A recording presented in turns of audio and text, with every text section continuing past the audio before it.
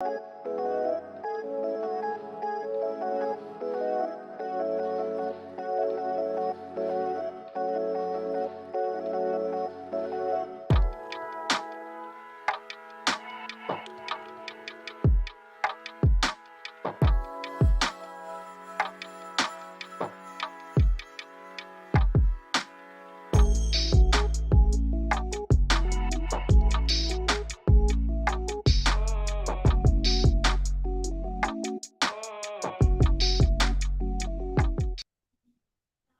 yeah.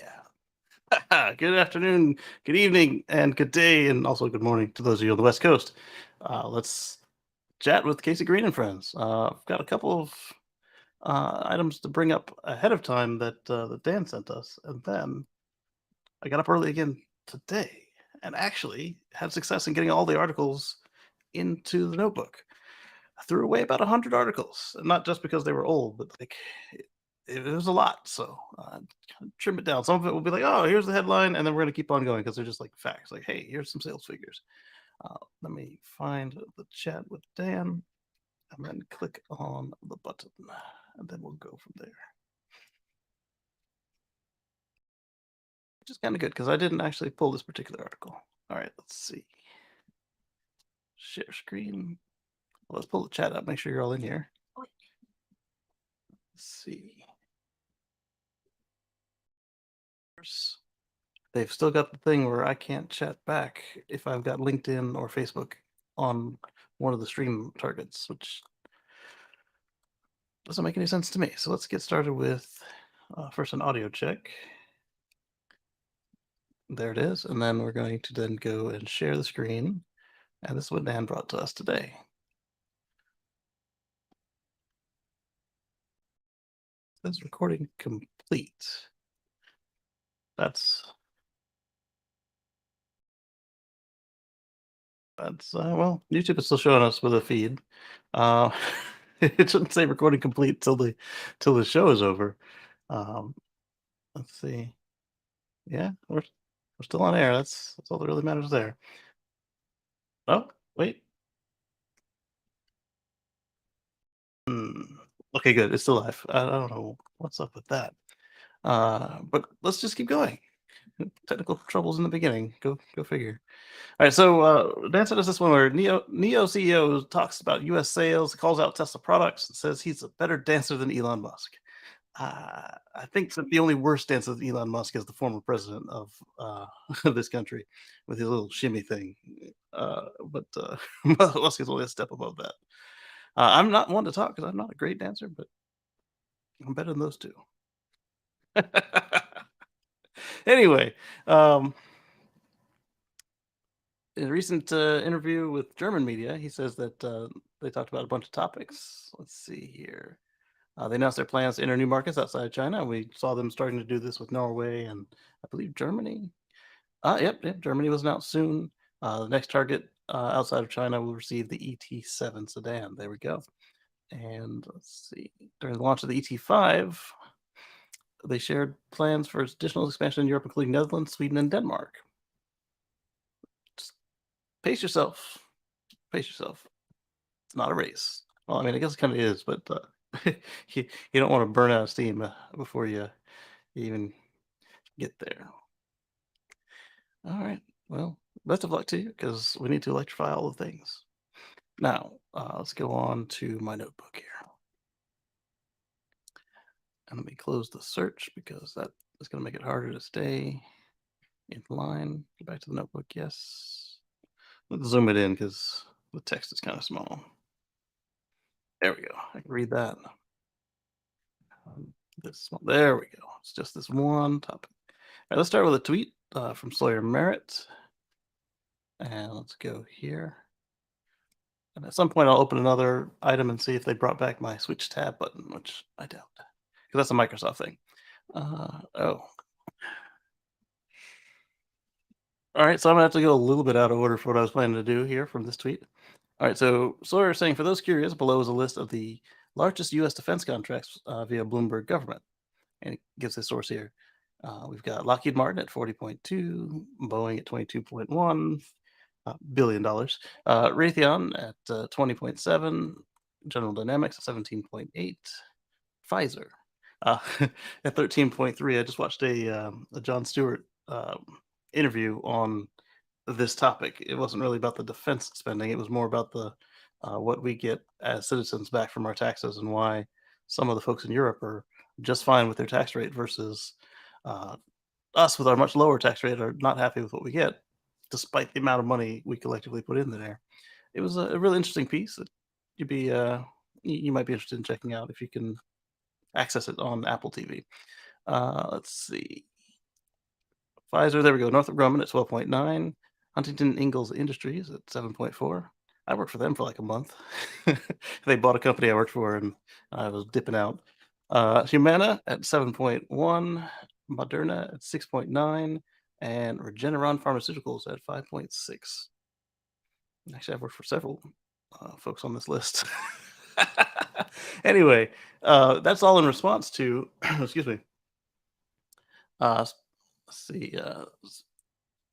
He's responding to Julia Davis saying that Musk's SpaceX says it can no longer pay for critical satellite services in Ukraine and asked Pentagon to pick up the tab. As we saw from that list, none of these other companies gives anything to the government for free, or even at a discount. Really, they bid and the bid is taken or not, or it's modified and then they accept the modifications or not. But that's not the point. There, the point is that they're not doing it for free, or if they do it for free, it's an add-on to something that they're getting paid for. Um, and so he says that SpaceX's request was reasonable. Shouldn't expect a private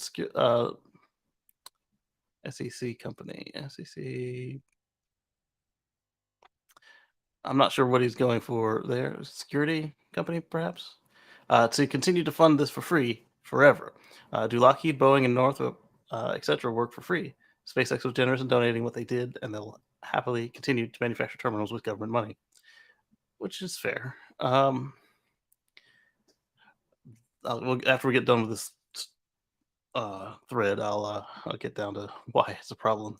Hundreds of thousands of people in Ukraine are using Starlink because of Elon Musk, SpaceX, US Poland, and many others who work together. There are now over 25,000 terminals in Ukraine. By year end, SpaceX's donations will have costed upwards of $120 million. Starlink has been absolutely essential because the Russians have targeted Ukrainian communications infrastructure. Is a quote from Dmitry, the guy we've been talking about in Ukraine. I can't pronounce his last name. Uh, who's been talking about the Starlink the whole time? He's the co-founder of. No, it's a different one. I'm sorry. Either way, this particular Dmitry Alperovich, a co-founder of the Silverado Policy Accelerator, a think tank. Without that, they'd really be operating in the blind in many cases. Yes, absolutely. So the problem is that Elon was. Oh, okay. He meant defense contractors. That makes way more sense than SEC contractors or SEC companies. Um, the problem is that it came on the heels of Elon saying some stuff that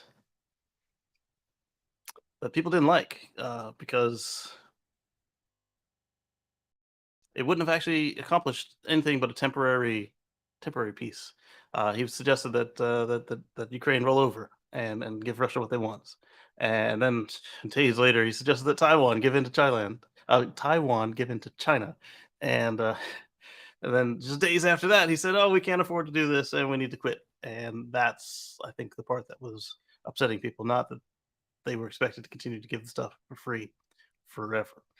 Um, let's continue this because these came in after I saw the thread. Elon said SpaceX is not asking to recoup past expenses, but also cannot fund the existing system indefinitely and send several thousand more terminals that have their data usage up to 100 times greater than typical households. This is unreasonable. He said, strange that nothing was leaked about our competitors in space launch and communications, Lockheed and Boeing, who got over 60 billion. Wouldn't be surprised to find this particular individual working there when he retires from DoD. Corruption at its finest. So Elon is insinuating that, or implying that, uh, whoever announced that wasn't him somehow, that they were going to get out of this, was an inside leak that should never have happened. Um, there are proper procedures to file your complaint and get an investigation and get that individual dealt with for leaking. But I don't think that part was it. It was happening, and yes, it is a little weird that that the others' information isn't out in the open. He says also Starlink is losing money. It's the same quote from later on in the thread. Uh, da- da- da- And the reason I say this is out of order is because I had more stories on this, and I didn't want to start here. But that's my problem when I give a tweet as a and I don't do it from the desktop. The desktop gives me a preview of what my tweet is. The mobile does not. So what's the threshold Starlink needs to hit to be profitable? I'd imagine Starship and V2 will be the key for this. Elon says Starship and next gen satellites are the key, but much risk lies ahead before those are working at scale. There's another tweet in there where he mentioned that it was possible that they could squeak it out with just Falcon 9, but that's not in this thread. All right, so oh, that's a good point. It's curious that two large pharmaceutical companies are listed as top defense contractors. Any idea why? Because they are. I mean, the army is going to need medicine and like bandages and stuff. There we go. Because in war, you need medicine to treat the wounded, and because soldiers have special military hospitals in the U.S. where they receive special medical care. Hospitals buy lots of drugs. Absolutely. The only medical product Moderna has brought out of testing in the U.S. market is the 19 vaccine. Yes, that is well, I mean, I don't know if that's accurate, but yes, they do have the vaccine, and yes, the military bought a whole mess of vaccines because they wanted to stay operational ready. Um, uh, you can name one of the top U.S. DoD contractors. It's not about treating the wounded or special. Okay, I mean that's an opinion.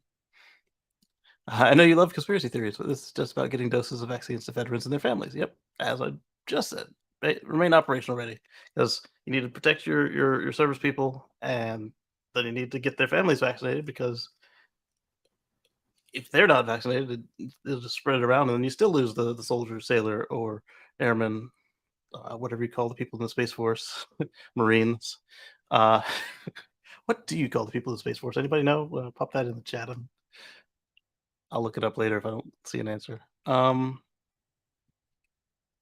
Yeah, so all of that, let me skip out of order here to find the where what was supposed to be next on that.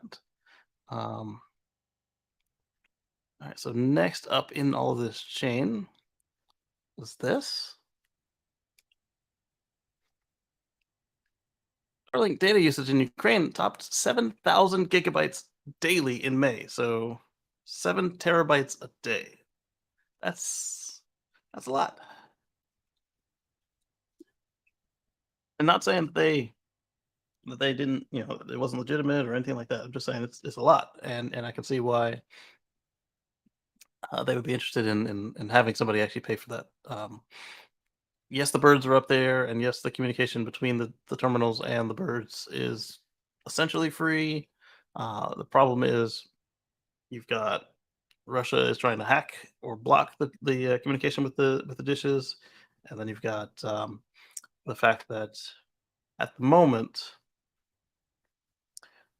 every bit of traffic to and from the birds needs to start somewhere else, usually fiber, and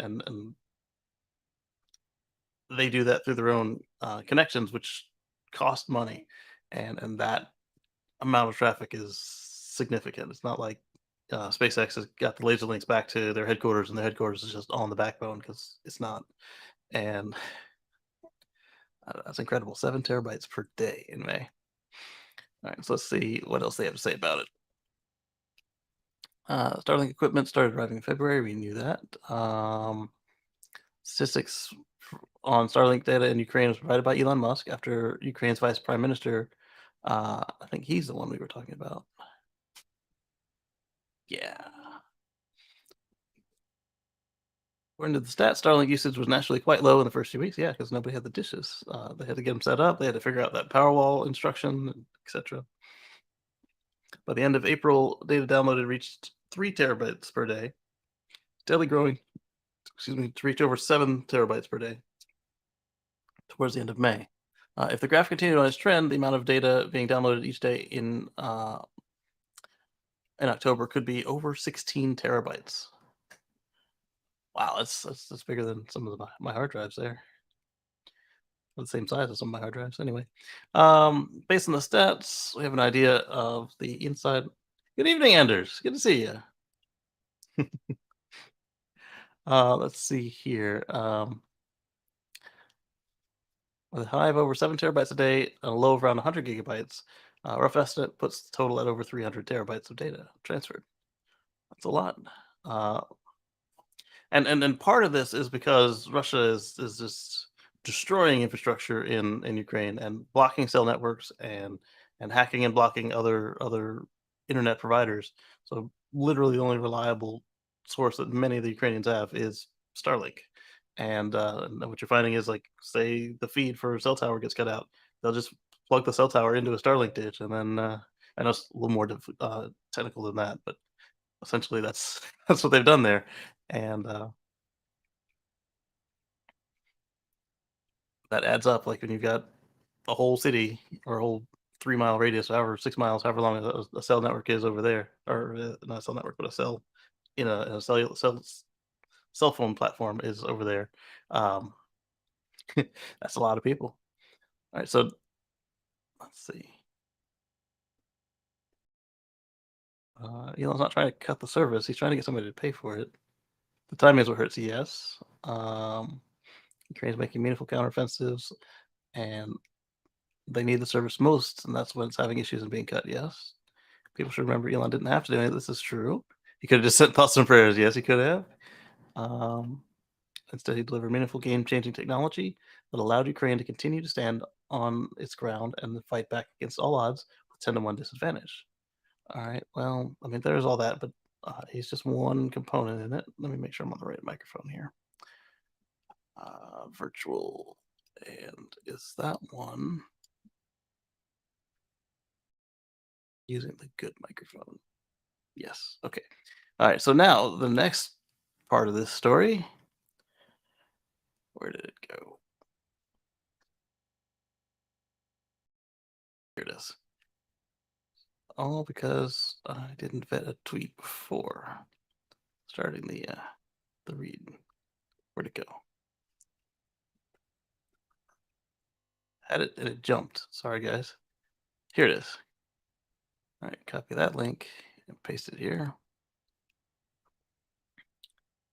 All right, so SpaceX will keep funding the Starlink in Ukraine for now. Also, according to an Elon tweet. Elon Musk confirmed via Twitter that SpaceX will continue to fund Starlink internet services in Ukraine. He tweeted the change in position earlier this morning. He says, "The hell with it. Even though Starlink is still losing money, and other companies are getting billions of taxpayer money, we'll just keep funding Ukraine government for free." Um, I don't like his tone there. I get his frustration, but it sounds petulant. Uh,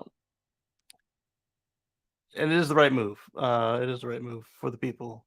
Last month, Musk requested that the U.S. Department of Defense start funding internet services in Ukraine. However, the request seems to have gone unanswered. Musk says that the Ukrainian Starlink program costs around $20 million per month. That's quite significant.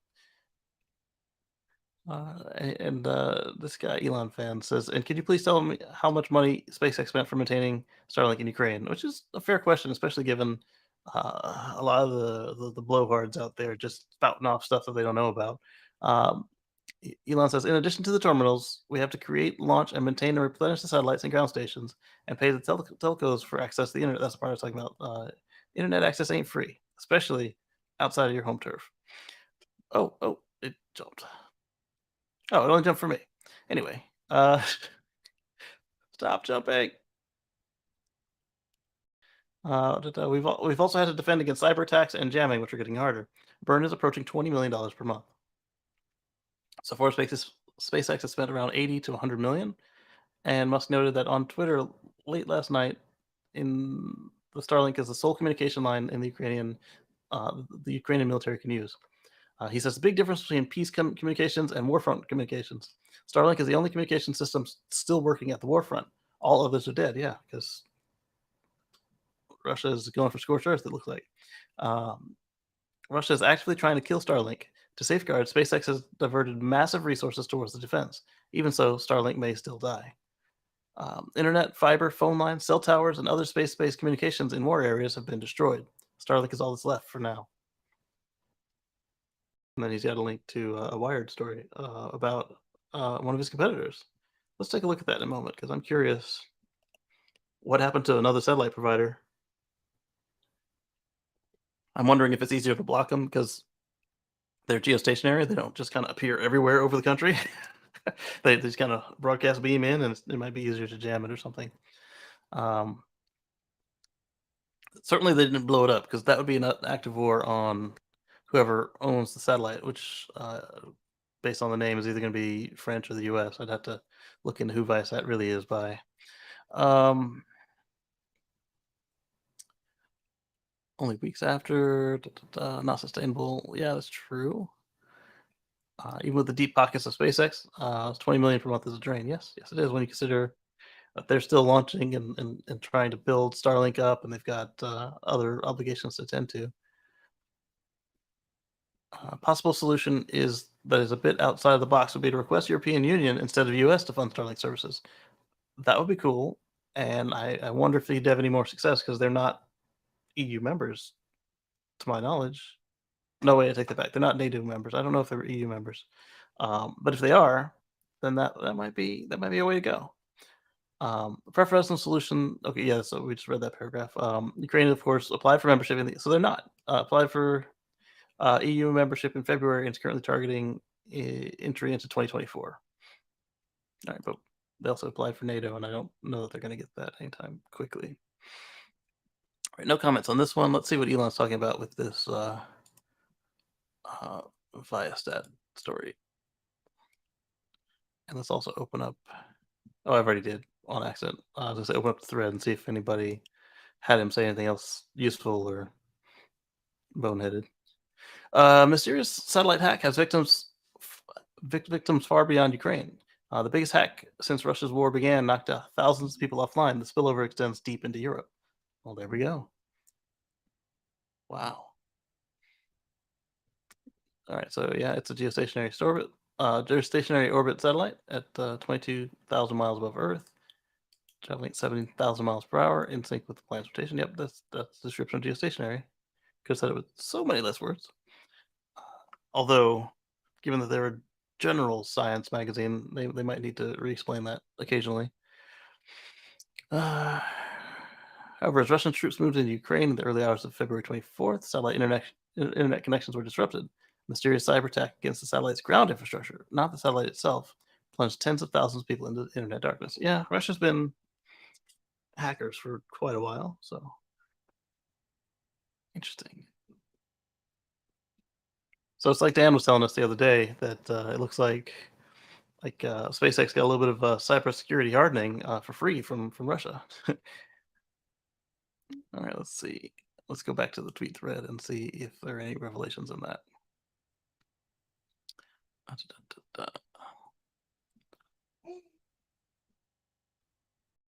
Right, so this guy Rob is saying the burn is just for Ukraine. Or are you attributing expenses for the global infrastructure to Ukraine and trying to get the government to fund it? 240 million a year for Ukraine makes no sense. That implies the whole system is losing 10 plus billion dollars a year. And then Elon responded to him. That's where he came back with the difference between the peace communications and the wartime communications. All right, and that's where he gave us the article for Wired. All right, let's just switch screens here.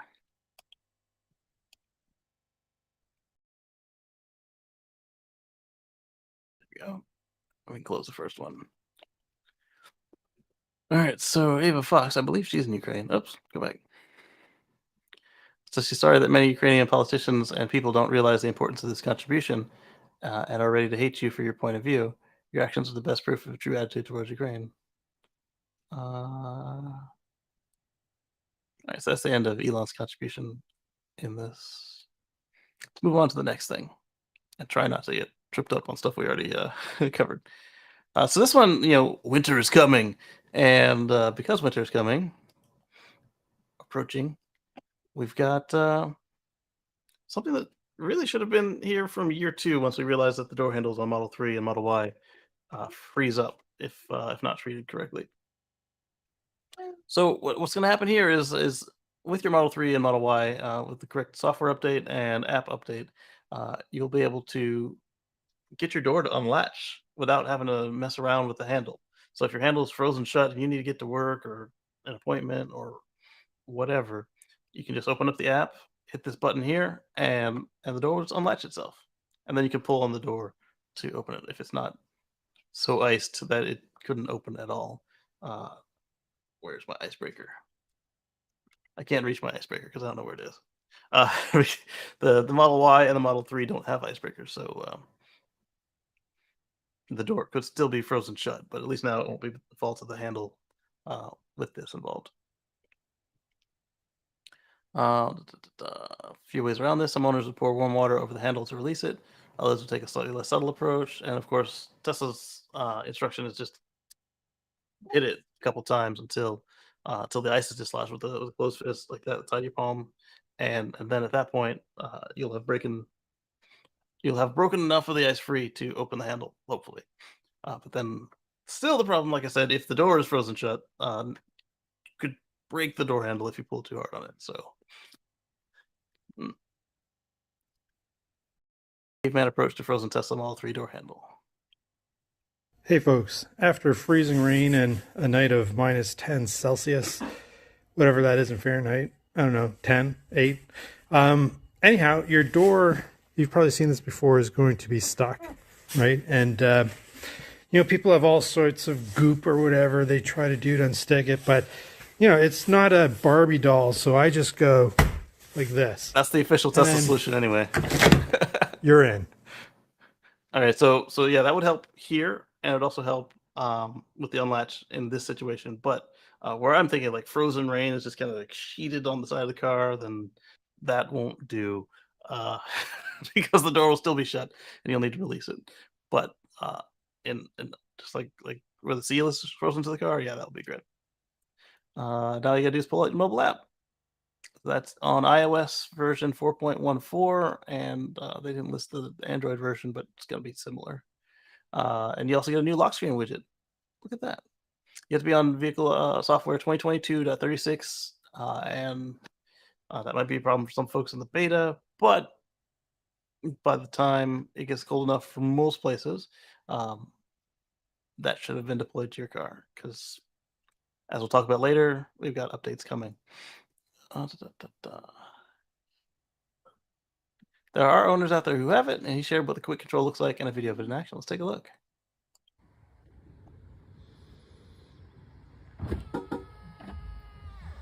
Now you got to pull on the door. There you go. And then he shows us the magic button. 69 likes. Nice. All right, no comments on that. Let's go on to the next thing. All right, so we were talking earlier about, was it Travis Milton, over at Nikola, how he had his day in court. Well, a jury has found Trevor Milton guilty of securities and wire fraud. There we go. So in July, the attorney's office indicted him, and on Friday, they convicted him in front of a jury or by jury. And let's see, they were based on comments he made during his time as CEO. He helped increase the stock price and helping him become a billionaire virtually overnight. And then he bought a big house and did a bunch of other questionable activities. All right, let's see. He tried to have the case thrown out. There's the truck they said was driving, but was actually just rolling downhill. And here they tried to say it was running, but it was plugged into the turntable. They've had themselves quite a time. All right, so that's that. Got a couple of Starlink resellers coming up here. Hi, baby. Hello, baby. Want to say hi to everybody? Hello, Moto. Yeah? You want to tell them about Starlink? Oh, you do? All right, let me restart this camera because it's gone to like 3 frames a second or less. All right, exit. On. Oh, I gotta pick the camera. I'm coming in upside down. Look out, it's Black Spider-Man. There. All right, now. So Canada's N-Star Solutions announced they've become a Starlink reseller. They are in Medicine Hat. Yeah. And they're still waiting for regulatory approval in Canada. That should happen soon. Because Starlink is already approved in Canada, so it'd be a little weird not to allow that. So that's them. And let's go here. Check out what's going on. I got the fan going on behind me with the solar. All right. Fair enough. Yeah? It's a solar powered fridge. That's what that is. Where are you going, Wiggles? All right, back to YouTube. All right, so KDDI becomes the first Starlink enterprise reseller in Japan. They announced this on the 11th. And oh no, sorry. So Starlink became available in Japan on the 11th, and KDDI became their first reseller on October 12th. Look at that. They'll be an authorized integrator, and the company plans to begin reselling Starlink to enterprise and civic government customers later this year. There you go. All right, so then we talked about the Ukrainian 7 terabytes a day. And then, despite his favorable words for China regarding Taiwan, Beijing still will not let him sell Starlink in China because it's unfiltered, free, and open internet, and China doesn't believe in that. Everything must be filtered through the Great Firewall, which is a play on the Great Wall of China. Because they're not a free and open society by any means. They have a lot of freedom that they didn't have just a couple decades ago, but they are not a free and open country by any means. So, continuing on. Let's go a little close to me. Students in rural Virginia, they're going to get Starlink thanks to a $233,000 grant. It's not bad. It'll cover a couple terminals and quite a few months of coverage. This is the Virginia Coalfields Economic Development Authority. That's cool. That's good. And it's directed at students. Brings the total number of households supported with Starlink service to 274, and the number of students with Starlink. Oh, okay. Because some households have more than one student. So that brings the students coverage to 438. The Appalachian Council for Innovation received a grant to provide Starlink to 340 students in Wise County.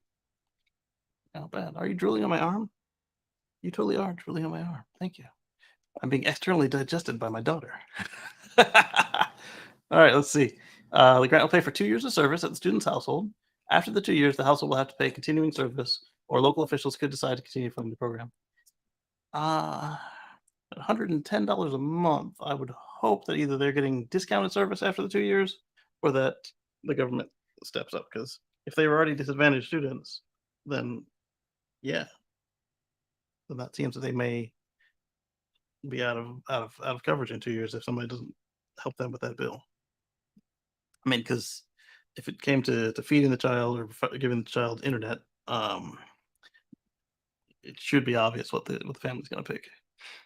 And this is in addition to while these students will see Starlink at their homes, SpaceX is currently testing satellite internet service on school buses in rural areas. We talked about this the other week. Yeah, that's right, baby. We did. You were here. You might have been asleep. All right, so New Mexico School District buys Starlink for students. This wasn't on the agenda, but let's talk about it. Oh, where'd it go? I clicked it, and then nothing happened. There it goes. All right, so the request might have gone over Starlink while it was covered by the tree, because 10% of my packets go out through Starlink.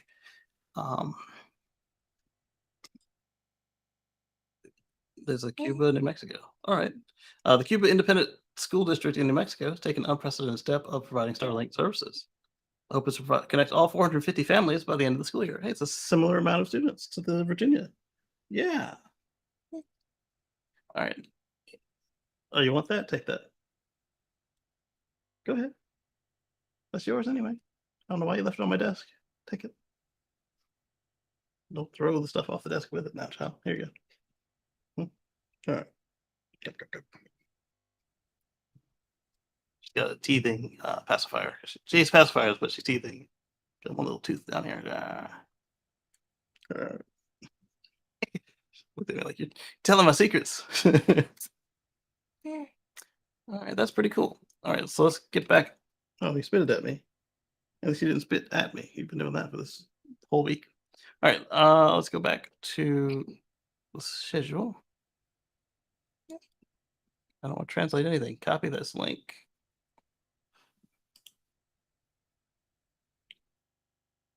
Yeah. Oh, you want headphones too? Let's find some small ones and get you some. All right, so this expedition company has added SpaceX Starlink to its fleet of cruise ships. So you've got a Starlink Maritime on these cruise ships, which, as we've seen, is very effective. They partnered with SpaceX for the installation and began installing testing on their small size expedition ships in March. There we go. Once active, the service will be available for free to both guests and crew aboard their fleet of 14 different cruise ships. Well, there we go. That's actually pretty generous when you consider that it costs $5,000 a month to keep this connection up. But I guess in this case, it might be something that helps them pick this company over the competitors. Hey, we've got free internet, free Wi-Fi for everybody, and it works. Versus, the tens of thousands of dollars it would cost with another provider, where they would have to pass that cost on to everybody else, if they could even get it in the first place. Because I don't know how successful they are. All right, so they frequently travel to remote areas like the Antarctic and Arctic, and hope to soon be able to provide high-speed, low-latency connectivity in those areas. That's pretty cool. Should happen by the end of the year. They'll be the first cruise line to complete the Starlink installation fleet-wide. They're the second to announce they're using Starlink. Yep. Also helps that their fleet is not too large. Oh, yeah? Okay, so next one we've got. Yes, we're going to be on Starlink for a little bit, but not too much longer.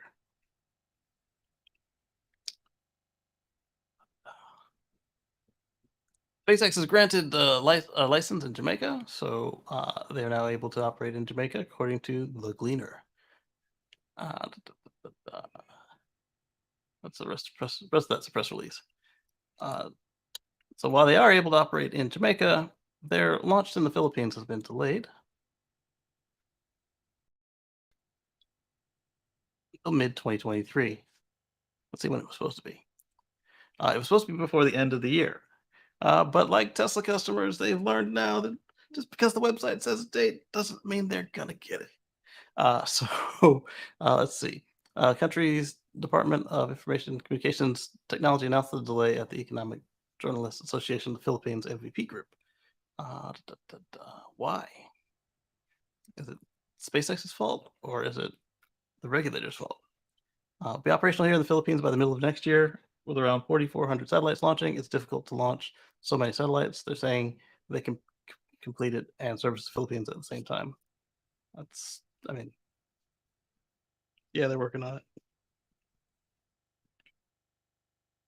it. She's kicking me. I'm looking for a reasoning that they were given. It was approved already. Yeah, that's yours. Looks like you need to wash it.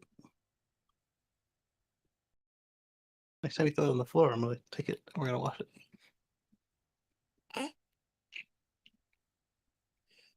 Started Q4 of 2022, and now that's no longer the case. So I guess this is nobody's claiming fault here.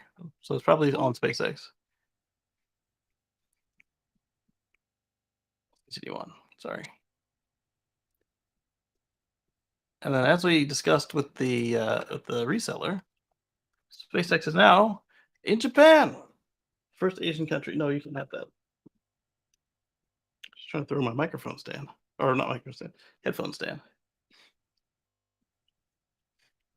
There we go. According to the map, Starlink will be available in the Hokkaido prefecture, and the rest of the country before the end of 2022.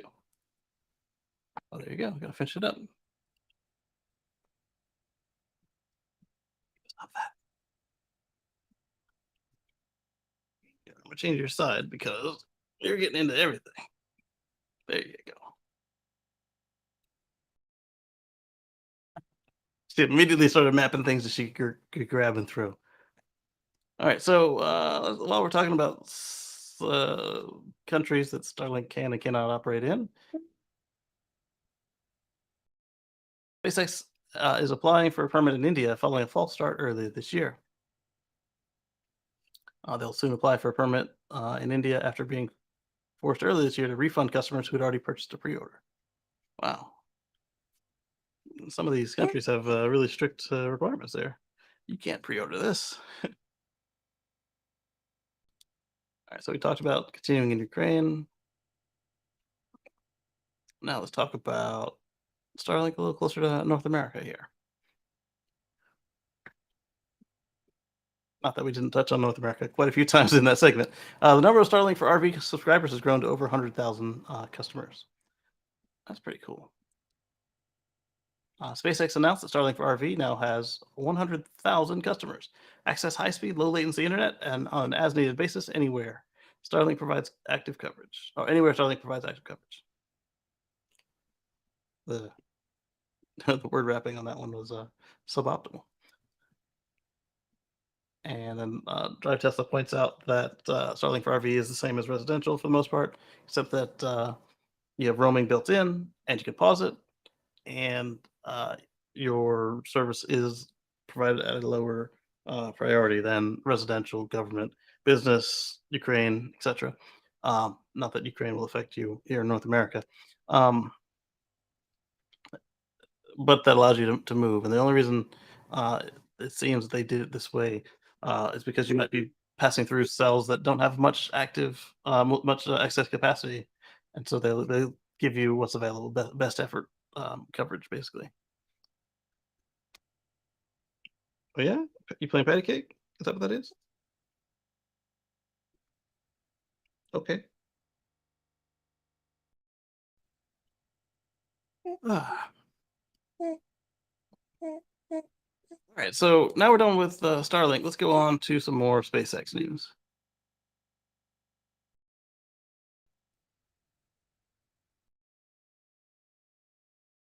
Are we still showing correctly over there? Yep. Billionaire Dennis Tito, I'm gonna say Tito, buys a trip around the moon on SpaceX Starship. So this will be the second one after Jack Ma. He's a billionaire, and he already bought a flight into space to the ISS. Really, he did. That's pretty cool. You buy a flight into space to travel around the moon on board Starship. All right. Purchased a ride for himself and his wife on SpaceX's second circumlunar flight. Yep, so that is after Jack Ma. Which is a date of which has not yet been determined. According to Tito, he began having discussions with SpaceX about a possible flight in early 2021, eventually signing a contract a few months later. The flight will see him and his wife and 10 other passengers on the week-long flight around the moon. SpaceX hasn't signed up the other 10 passengers yet. Okay, so this is not like him sponsoring it. He's just one of the 10 people that SpaceX has. I say one. 12. He and his wife are just one of the 12 people that SpaceX has uh, uh, made seats available for. When it happens, he'll be setting a new record as the oldest person to launch into orbit. Oh, that's pretty cool. And the oldest to fly around the moon. He's currently 82, with the current record held by Senator John Glenn, who flew NASA Space Shuttle Discovery at the age of 77.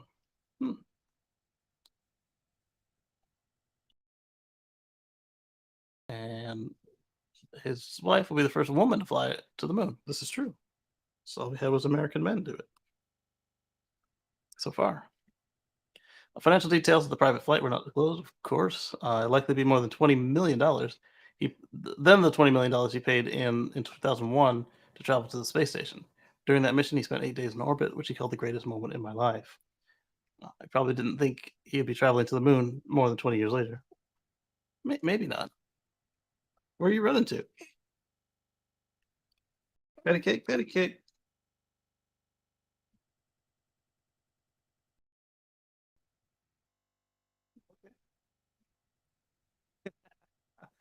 Um, yeah. High five, high five. Whoa, don't jump. Just try to jump on the floor. Rah.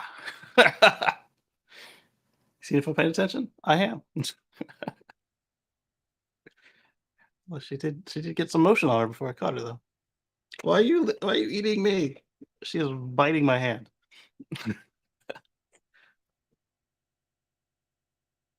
I tasty?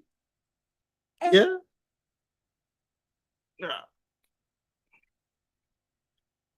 So what are you doing today? Huh? Oh, really? Say hi to the people? No?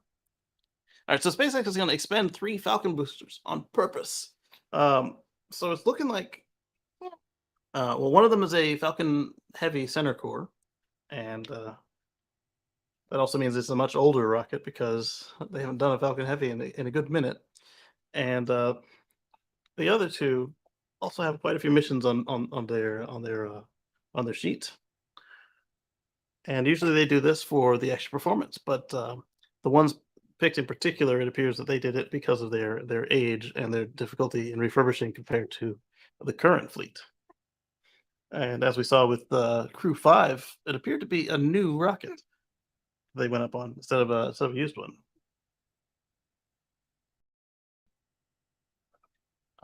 And so you get to kill two birds with one stone on this. You get to well, three really. You get to do your mission. You get to get the extra performance you get by not having to bring it back. And if you pick an old rocket, then you don't have to worry about destroying it yourself or continuing to spend the money to refurbish it as it comes back and reuse it. You can focus on the newer models. So it's really a case of reducing, reusing, and recycling. They're like, all right, hey, we're done with this one, so we might as well get some use out of it on its way out the door. All right. Let's see. As permission notes, the boosters will be expended on 3 separate missions in upcoming weeks. Da, da, da, da. This is the first time in 3 years that they've done this. So I've thrown one away. It's not one, but 3. It's a thread with the mission details. And let's see. B-166 is the Falcon Heavy core that will launch on US F-44. Booster 1051, Flight 14, is a Falcon booster, Falcon 9 booster to fly the Galaxy 31 and 32 mission. This was the first Falcon 9 booster to hit 10 flights and will be expanded to push the Galaxy satellites to an energetic GTO. And the Falcon Heavy core was to push that one into geo orbit. Let's see. And then you've got booster 1049-11. And the dash numbers are what mission it's on. I'm guessing the Falcon Heavy doesn't have that designation because it's just so old. Or maybe this is just its second reflight. The booster was part of Starlink back in was first part of the Starlink was first on a Starlink mission back in 2019. What are you doing? There's something fall. What'd you throw? Your towel. You're lucky that floor is clean because I'm gonna use it again if you throw up on me. There. Let's see. And then it's telling you more about SpaceX. I've got another tweet again from mobile, so I don't know what it's about. She's pulling my headphone cord, and I only have 2 hands. Give me that. Who, me? Yeah, you. Uh, will Novato be next? Novato Commission backs a ban on new gas stations. Next stop, Novato City Council on October 25th. Hopefully they do this because we need to electrify everything and bring about, as Patrick says, a future free from fossil fuels. I did it. Uh, um, yeah. So we'll see where that goes, and when I find out, I will follow up right here. Hmm? Yes, how can I help you? She tapped my chest. So, Does that finger taste good? You tasting your fingers? All right, so we talked about this last week, and it went exactly as we described. That Tesla cars without the ultrasonic sensors don't show distances to objects yet because they can't, because the software's not there for it yet. You want to go to mommy? Want to go? Yeah. Oh yeah. Yeah. All right. This is dirty.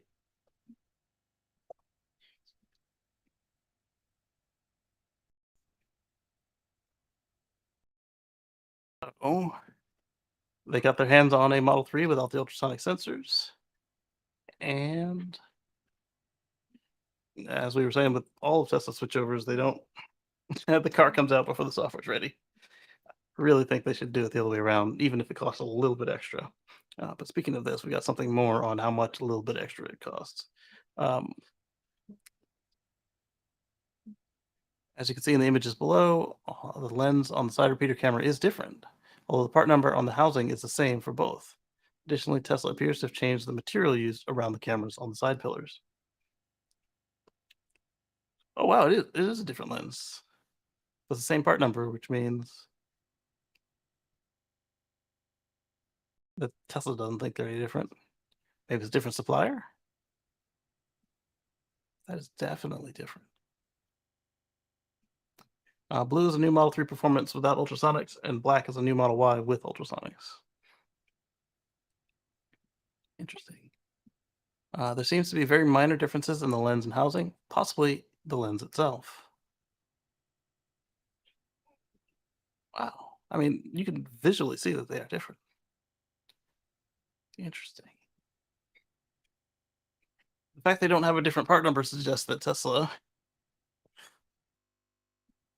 doesn't feel they're any different in performance or manufacturer. Clearly they are. Intriguing. I wonder if that means that that you would have no performance difference if you swap the part. No pair difference here, but I would need a polarizer to really see. No ultrasonic 3 on the left, ultrasonic Y on the right. Yeah, you'd need a polarizer to get rid of the effect of the glass to see if they look any different. Hopefully somebody comes back and does that. All right, let's go into the Kilowatts' tweets and see if he had another one showing the B pillars, because that's what really concerns me. I mean, the fronts, yeah, but I'm wondering if the B pillars cover any of that blind spot. Because the rear was never really a concern with the blind spot. Try and get a close look at the camera lens. Can't see the lens very well. I was hoping somebody would have like enhanced. All right, so if you just make it bigger, you can kind of see. From here, it doesn't appear much different than what we've got on the existing Hardware 3 cars. All right, what I want to see is if you got the B pillars. Several recently manufactured 3s here at Tesla Colma in California have the new seamless bumper, but they still have several 3s on the lot with ultrasonics. So far, all the Ys still have ultrasonics.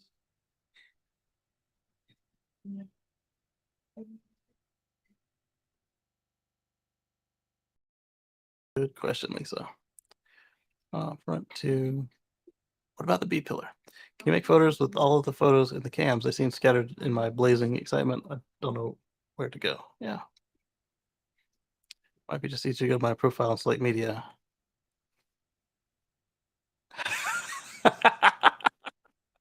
You didn't tag me in a CameraGate post.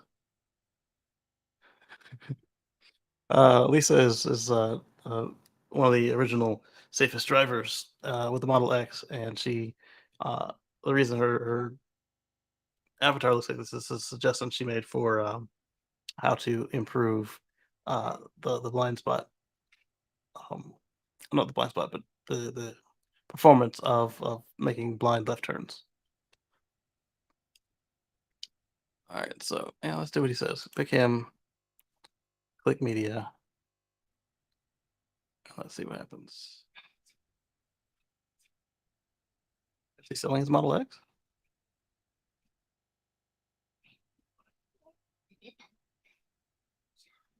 I think this was only last week. All right, so there's the repeater cameras. No, he's not selling it. He just got it. Ah, there we go. The B-pillar camera was the one I was waiting on. B-pillar surrounding material within the camera housing seems to be slightly modified as well. Almost like the cloth, like it was cloth before and plastic now. Left is 3 without ultrasonics and right is 3 with ultrasonics. That's how mine looks right now. It's got the I want to say Alcantara. Somebody suggested it's actually heater elements, which I don't think so. That one looks exactly the same as far as the lens is concerned. So we know that after AI Day, there's not. I don't even want to say that's plastic. That looks like a different nap of Alcantara. Right there, it's not plastic. See, it's got green in it. That's not just from his camera. That is a fabric green, just a different style than this one. Like this one's much coarser than this one.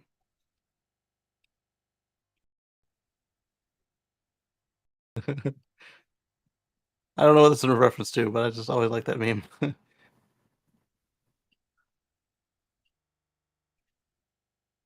So that's the end of that. And let's continue.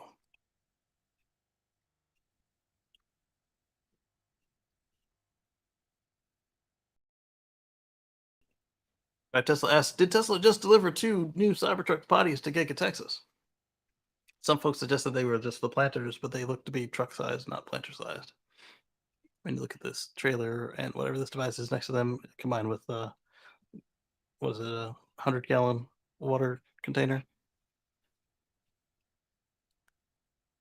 And that was spotted with the drone army at Joe Tegmeyer. And yeah, that's what we got. The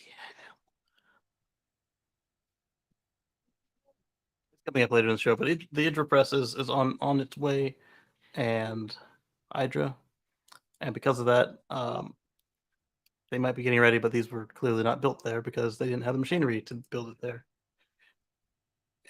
and it's in shipping plastic. All right, so Kacey, South Carolina has deployed a donated Model 3 police car to their fleet.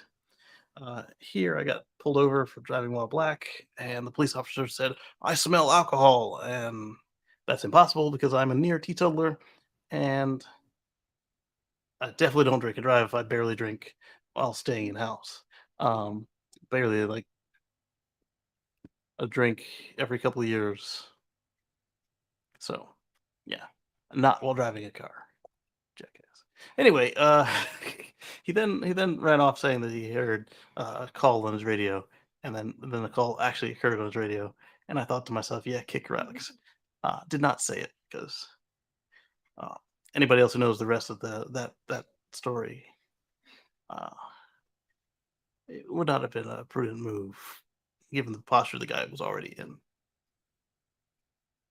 Anyway, I don't like that place. Let's continue. It's a little backwards. Middle of nowhere, South Carolina, right outside Columbia. Sorry if you do like it there. Couple bad experiences is all it took for me.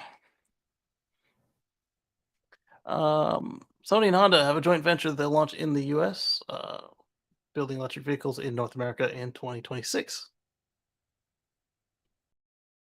The venture is called Sony Honda Mobility, SHM. All right, moving on. Oh, I, excuse me. I thought I had put together a bunch of collaborations in a row, and I think I may have, but somehow that didn't make it.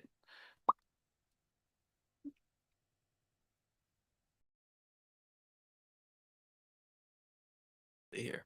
Tesla updates vehicle unmatching policy to prevent long order holds. So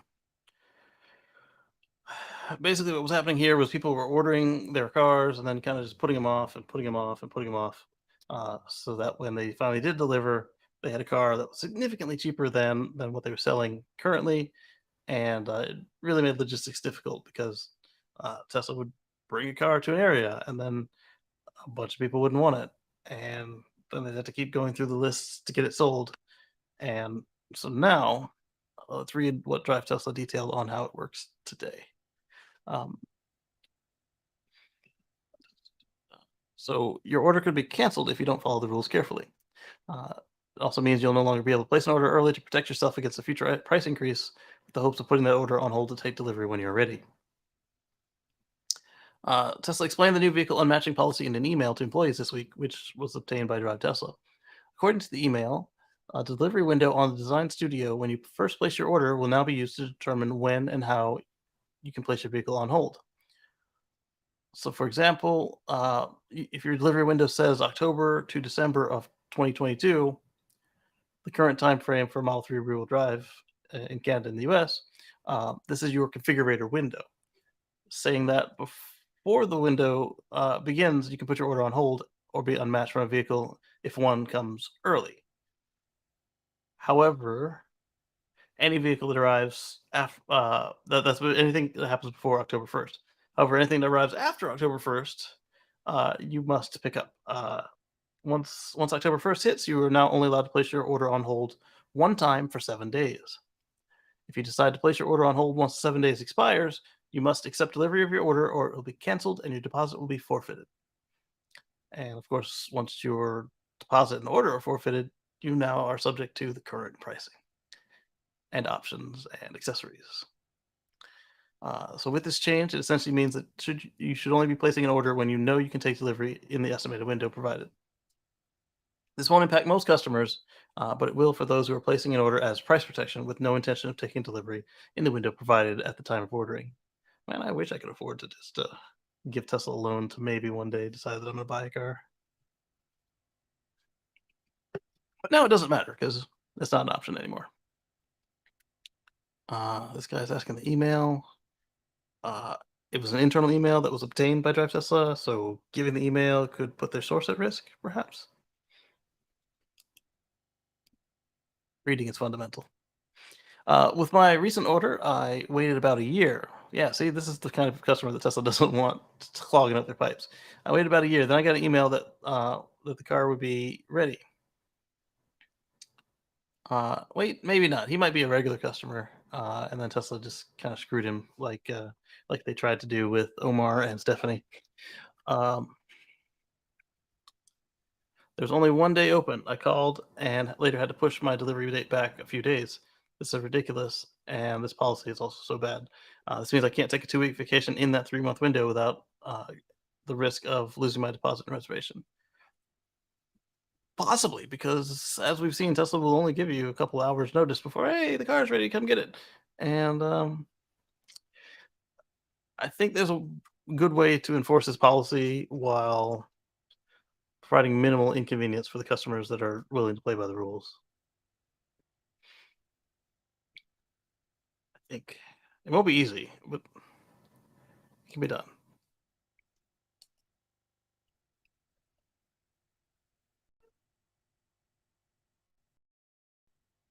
Scotland generates a record amount of renewable electricity. 7,358 gigawatt hours was produced in April, May, and June, a 36% increase over the same period last year. The figure was 25% greater than any second quarter previously recorded. Not bad. Last year, milder, less windy weather was blamed for a fall in renewable energy production. Okay. It's been reversed by greater wind speeds, increased rainfall, and new power projects coming online. Well, there you go. All right, so there we go. There's Sony and Honda again. Wait. So further detail on Sony and Honda. Probably wasn't the first article, but I skimmed it. Sony and Honda are going to build their first EV in North America. Not bad. I like the Vision sedan. The looks, the equipment, everything they showed off looked great. The Vision SUV would probably be what I would get if I were to get a Vision. Not as great looking, but bought a Model X after having a Model S. The Model S is great looking. The Model X looks like somebody stuck a straw in the top of the Model S and said, blew it up.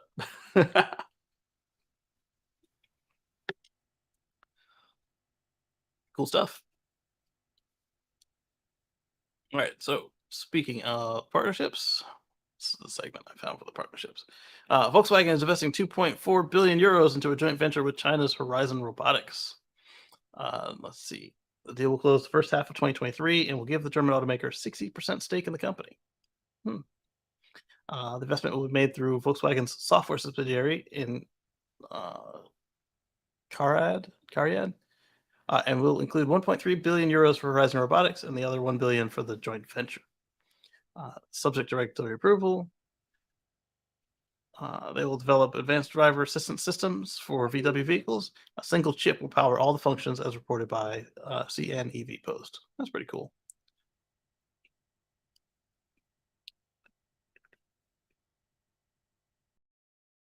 Back over to the US again. Lucid has announced their most significant software update to date, Lucid UX 2.0.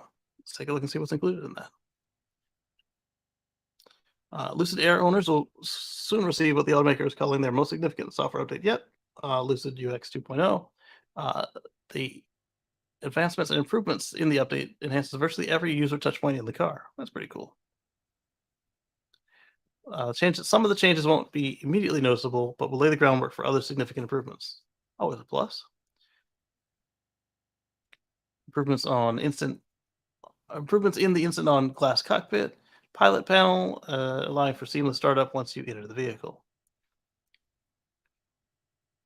The introduction of highway assist for the Dream Drive. That's good. I bet they were waiting for that if they put any money into it. Or if they are repeat Tesla customers, they may have skipped it until it was available. Assuming that's a software unlock. Let's see. Other improvements to the driver assist software includes rear pedestrian collision warning. That's good. Improvements and parking distance warning improvements to provide better visual clues. Always cool. They've also made their intelligent macro lens array headlights smarter by illuminating the road you're turning onto, adding high beam assist, and automatic headlight leveling. Nice. The extensive software update comprising tens of millions of new lines of source. Oh, man. I never did really like highlighting how many lines of code we have. Just work on the functionality. If you can do it in one line, that's weird, but okay. You can do it in 20 million lines, okay. If it takes you like 100 million lines, you might want to optimize that stuff.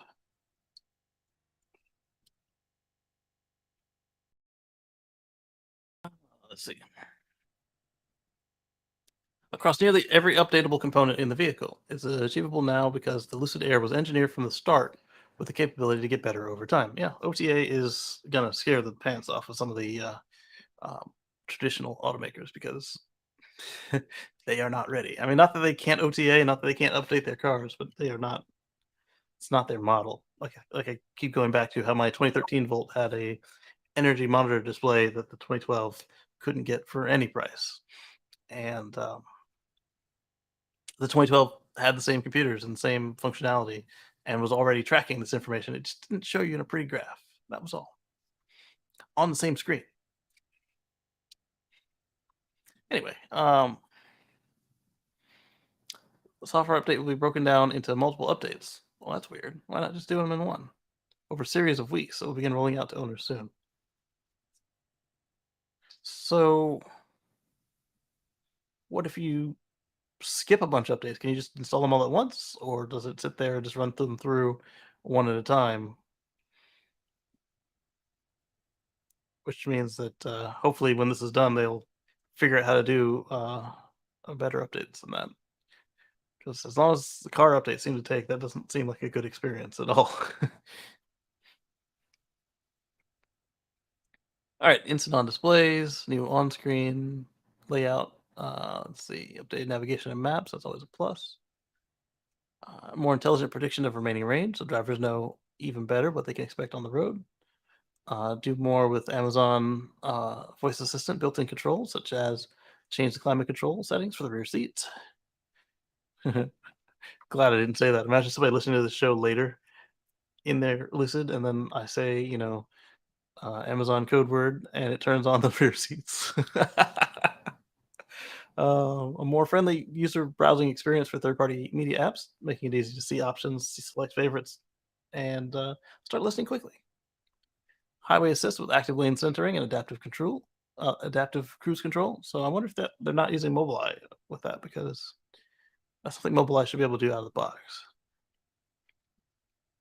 Except for the original one with Tesla, because they weren't ready for that. um, rear pedestrian collision protection is now enabled when the vehicle's in drive and rolling backwards. Oh, okay, so it's always watching, because if it's like everybody else's EVs that don't have creep, you can roll backwards while in drive. That's important. Improvements to visual cues for park distance warning. High beam assist that detects not only other vehicles but also other sources of nearby light. Oh, okay, so you're not going to dazzle a bicyclist as well, or a runner with a headlight or flashlight even. Automatic headlight leveling with sensor-based adjustments for height and angle in relation to the ground. That's pretty cool. A new de-ice mode combines defrost automatic wiper blade movement and wiper fluid to clear ice that may be obstructing the view through the windshield. I'll have to see more about how that works. Not picturing it here. Unless their fluid is heated.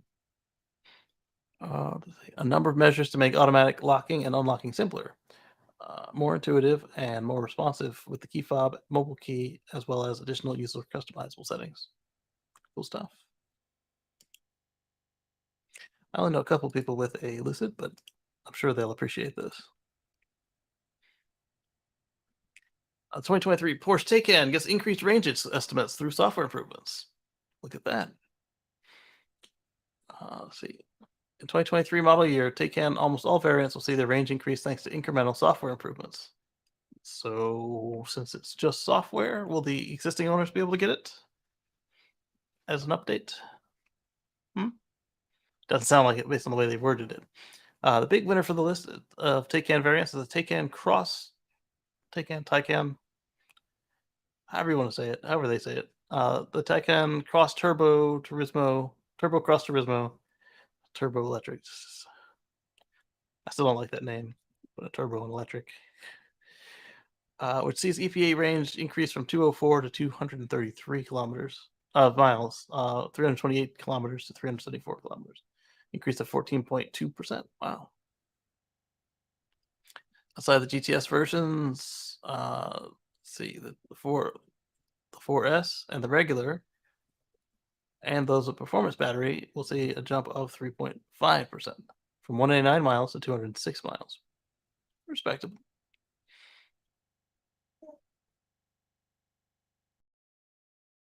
Here we go. Here's the chart. The GTS gets nothing, 0%. But every other model except for the GTS Turismo see a boost of some sort. Gotta buy a new car for it. I guess if you lease your Porsche and it's time to trade it in, or not trade it, turn it in and get the new one, that'd be kind of cool. All right, so Tesla might remove the downtown Toronto geofence with FSD beta 10.69.3 update.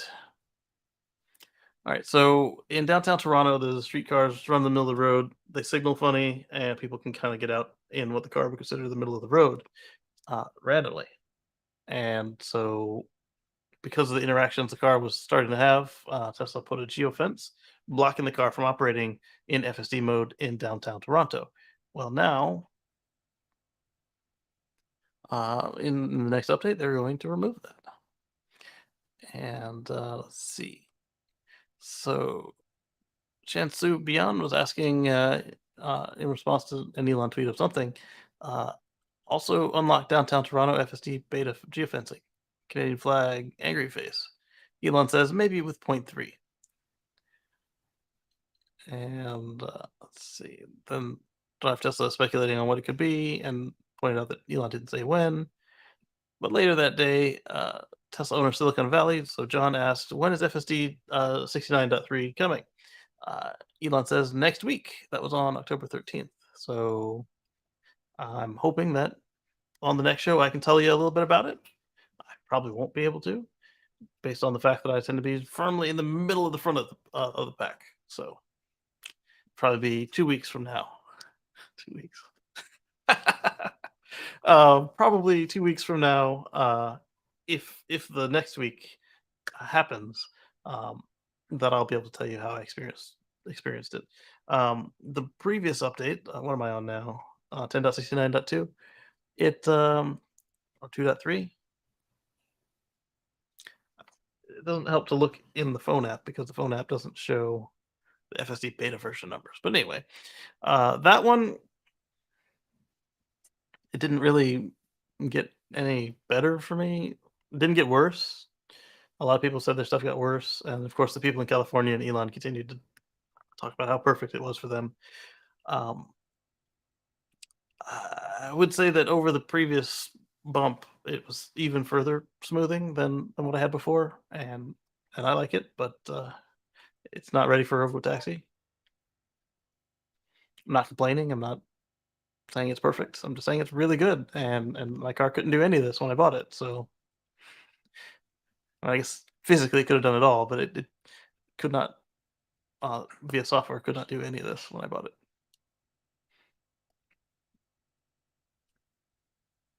Moving on. Tesla Model 3 has dominated the IZEV rebate list in 2022, even though it became ineligible last year. How does that work? I wonder if it's because people had old orders that were finally being delivered, and so they qualified, even though the car itself did not qualify with the correct price. Even though the Tesla Model 3 became ineligible for rebate in 2021, a long order backlog means many customers taking delivery of the vehicle today are still receiving the rebate. Boom, called it. With that in mind, data from Transport Canada shows the Model 3 leads the way with 38% of rebates this year. Well, there you go. All right, so we talked about Scotland. Let's talk about Greece. I'll check out my solar while that loads. Let's see. It's lower than I would expect for the amount of light coming in the window, but it is wintertime. All right.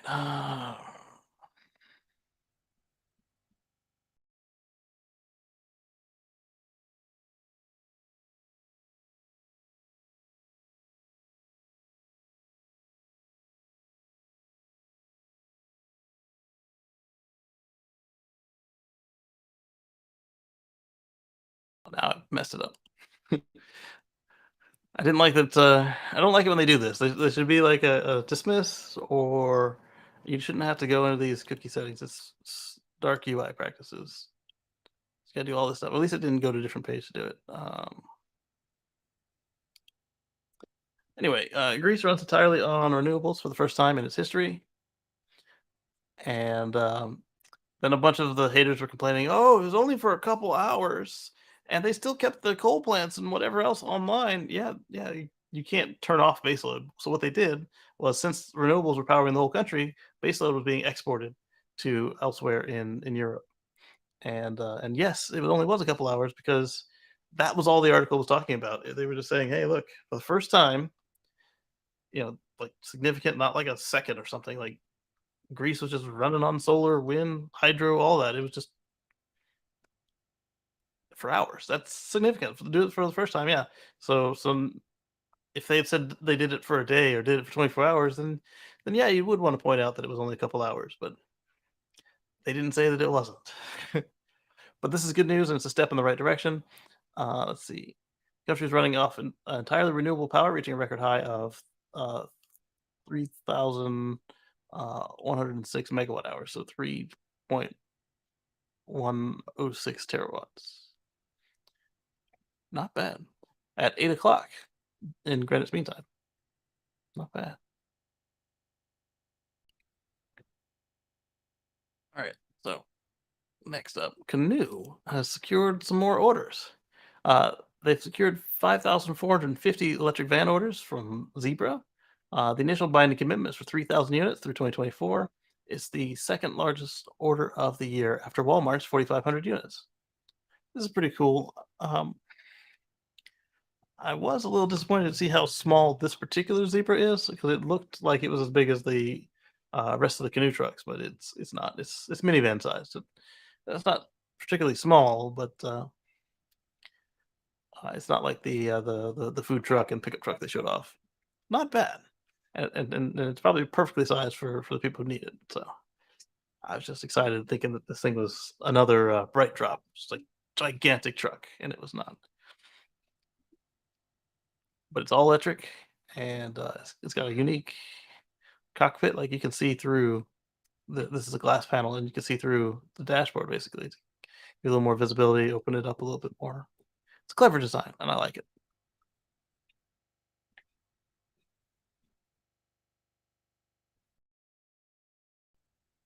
It says most service and maintenance updates will be done over the air, which contributes to lower vehicle downtime. Target starting price is 34,750 for the local delivery vehicle before destination and incentives. Nice.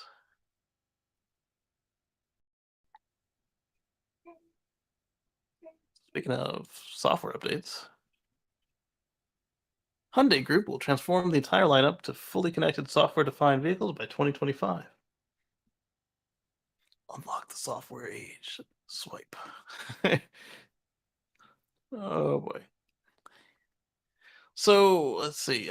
They have the Ioniq brand of EVs currently exists. What else did they say?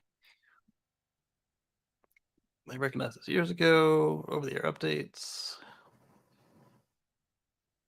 Clearly, I didn't read this one. I was hoping there'd be more that I could latch onto to react to, but it's not there. They expect 20 million software-defined vehicles by 2025. To roll out this arsenal of software-defined vehicles, they outline 5 floors of the software house, as seen above: vehicle platform, electrical and electronics architecture, software platform, data platform, and the future of mobility. It's a good thing to notice that. Let's see. Lee says, "Happy Sunday." For some reason, my reminders for your show aren't popping up. Oh, sorry. This is a private chat. On YouTube. Last show on Facebook came up as 918. They won't let me chat because it's on Facebook. That's unfortunate. Let me do this. Let's see. I don't want to edit it. I want.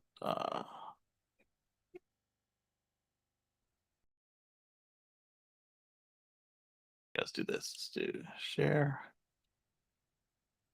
copy, paste that in here. All right, so that's Hyundai realizing that software is important because Volkswagen learned it the hard way. And we've got more about Volkswagen Group coming up. EV startup picks Tesla's motors over Ford's for its first EV.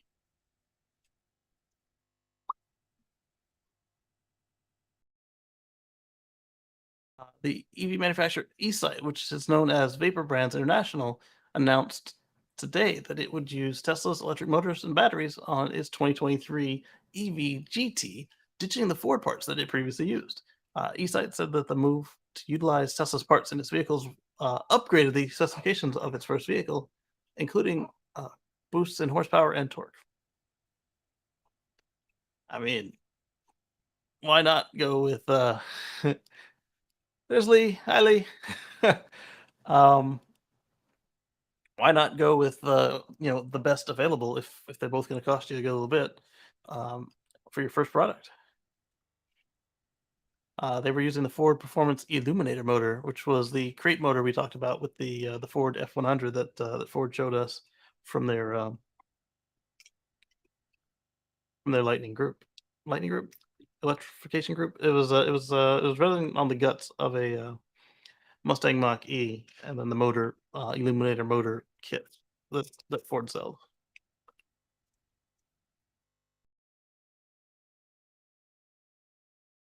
So that's pretty cool. Let's go through these comments. Vapor Brands International. that is that is that is pretty bad. Vaporware. I never heard of them or Tesla sharing their parts. Well, Tesla used to sell parts to Toyota and Daimler um, for Smart and Mercedes and Toyota. Um, I don't know if they're selling to Aptera or not, but Aptera is definitely using them in their prototype vehicles, betas, etc. And Smart ED. Yep.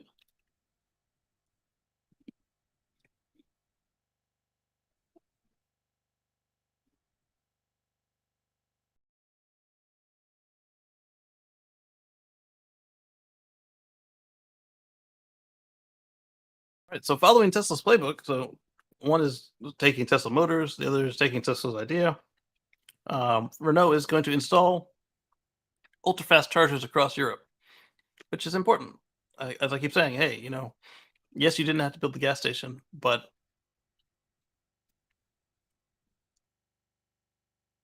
the gas stations were already operational by the time most of these companies came online, excluding the original GM and Ford.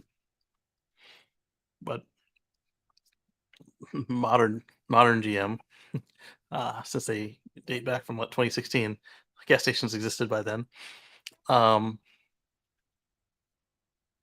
2016 or 2008 or 10. Let's call it 2008 or 2010. So either way, there were gas stations back then as well. But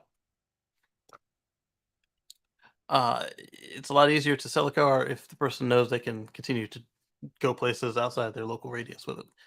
It's a problem that Toyota keeps finding out again and again with hydrogen. So that's why I kept saying like that Rivian might be well served to team up with Tesla on their rollout. But so Renault is doing that same thing in Europe. That's pretty cool. So 30,000 fast chargers for Tesla. Renault has announced a plan for 200 EV fast chargers, ultra fast chargers across Europe, kicking off of course, in its native France. That makes sense.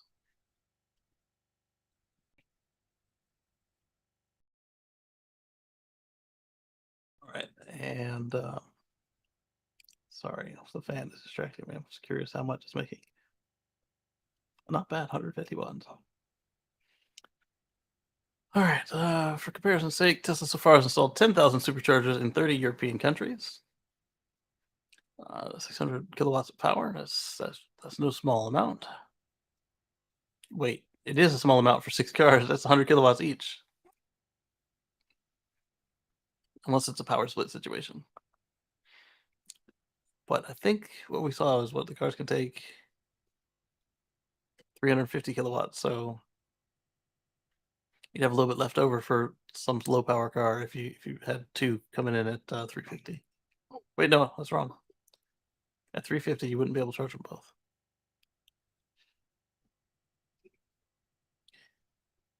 All right. So anyway, good on Renault, realizing that you got to do it yourself. Don't wait on somebody else to do it.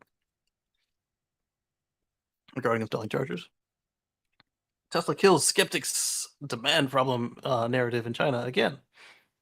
Tesla made in China September wholesale 83 150 135 sorry. Model Y 51 802, Model 3 31 333, retail 77 613, export 55 22. All right, that's a lot of cars. As noted in the recent data released by the China Passenger Car Association, this definitely does not seem to be the case at all. Tesla China delivery seemed to be seeing some headwinds last month. The figures indicate the EV maker delivered 77,613 vehicles to domestic customers in September. Chinese domestic. Da, da, da. So Wall Street people were saying that uh, for Tesla, China is supposedly seeing a demand problem because, excuse me, because Neo and Xpeng are selling cars. It's the way Tesla works. You can't use quarter to quarter. You got to use it year over year um, to see a trend for them, or at least 2 quarters back to back. Not oh, there's one. Let's see how it did. Then you're gonna get some distorted, wacky numbers. That's how it works. Da, da, da, da. Tesla delivered over 120,000 vehicles in China in Q3, an increase of 63% year over year. There you go. 120,000 vehicles a quarter is close to 500,000 annualized deliveries just for China. That's incredible. Tesla's doing something right in China. Yeah. In a way, this does suggest that Tesla's vehicles maintain a lot of interest among the domestic Chinese buyers. Yeah, they same as the rest of the world. It's kind of a status brand. So continuing to talk about China, the estimated Tesla order backlog fell to the lowest level in 2022. It's estimated at 317,000 units, which corresponds to about 78 days of global production. So, oh my goodness, they're only 78 days behind. Demand is falling through the floor. Blah blah blah. No, uh, if demand was a problem, they would have um, caught up with with the sales and demand, but they would have caught up without increasing production. So if you've increased production and brought it from 100 days to 78 days, then that whole no demand narrative doesn't work. If they bring it up to 3 million cars a year and bring it down to just a week of waiting or a 3-week supply of cars or something like that, that still doesn't meet the no demand narrative because now they're making more than ever. A lot of people just like to spread misinformation, or they just got a distorted view of what's going on in front of them. Anyway,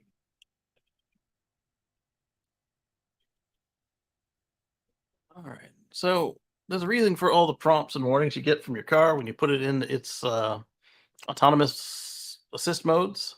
IIHS has found that drivers using the automated the ADAS systems improperly, and by improperly, the IIHS means they are being used as if they were actual fully autonomous systems, which they are not. So when it says hands on wheel, or when the GM says you're not looking at me, or looking at the road, or uh, when the Mercedes says, "Hey, you should pull over and get some coffee," it's not a fully self-driving car. It's an assist.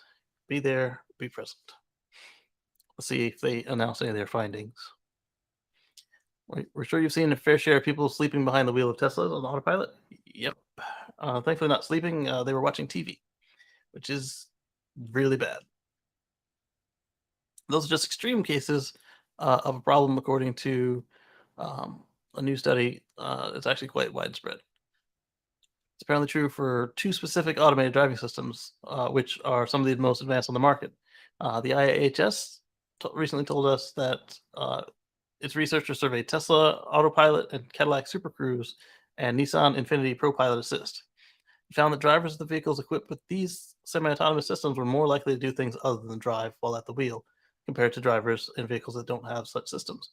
Yeah, because the other systems guarantee you that they will kill you, whereas Super Cruise, Pro Pilot Assist, and the various versions of FSD and Autopilot, they do allow you a certain amount of comfort.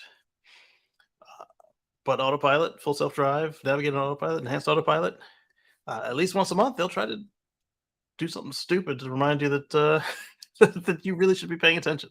My friend Drew and I, we say that this car wants to make sure that you remember that it will kill you at any minute. And so on both his and mine, the car we'll do some stuff to remind you of that.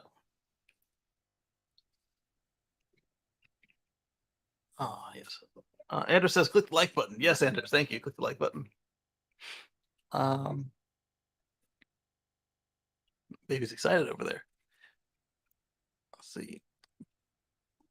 Based on his findings, around half of Super Cruise users and 42% of autopilot users deemed it okay to take their eyes off the road and perform other activities while the car drove on its own. I do this. How long are they taking their eyes off the road? Is it a second? 3 seconds? A minute? Uh, oh, there's a difference between all of that. I mean, because even driving a regular car, like a fully manual car, I will take my eyes off the road for up to 2 seconds.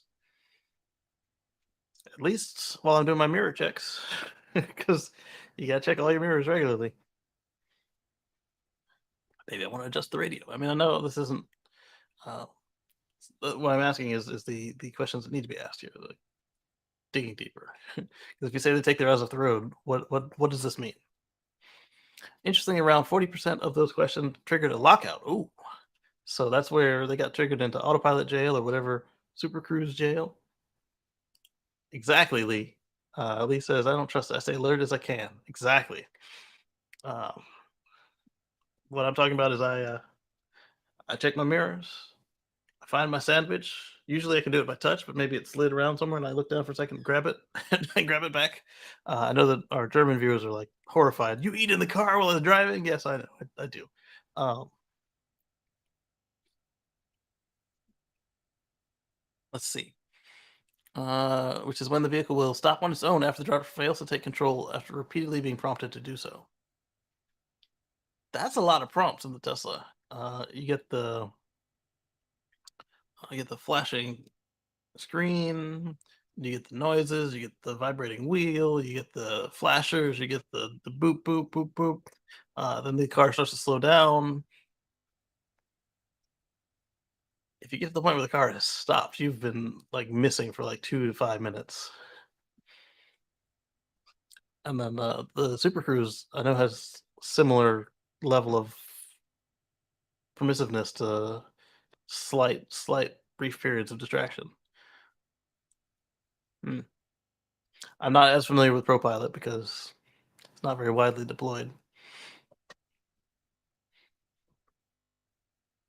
Last time I tried doing this in an autopilot equipped Model 3, according to the author of this article, simply to see what the vehicle did, it took less than a minute for the first warning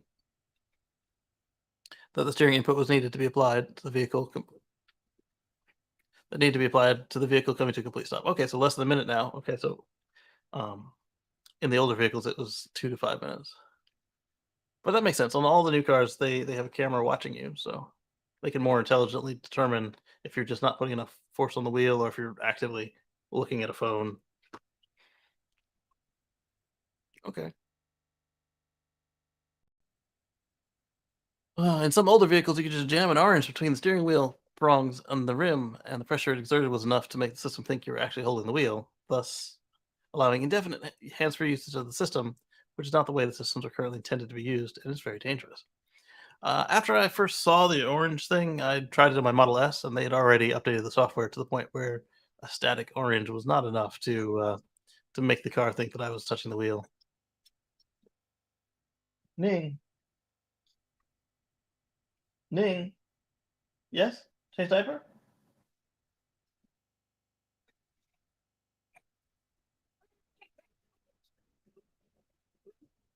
Yes, Ning, baby, mommy's coming.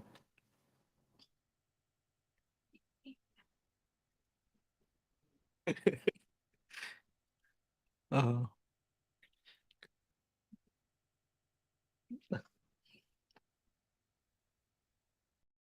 uh, her personality is still developing, obviously, but it's quite interesting. Let's see. The scientists noted that the results from the frequent users of 3 different partial automation systems once again drive home the need for robust, multifaceted safeguards. Many of these drivers said they had experiences where they had to suddenly take over the driving because the automated system did something unexpected. Yeah, like Drew and I say, it's making sure you're paying attention. It's trying to kill you. Uh, sometimes they were doing something they were not supposed to do. Other times, it's not even that the car can't always necessarily hit it. There could just be, as Bjorn puts it, schmutz on the road. There could be like road debris, a piece of wood. There could be a kid's bicycle. Who knows?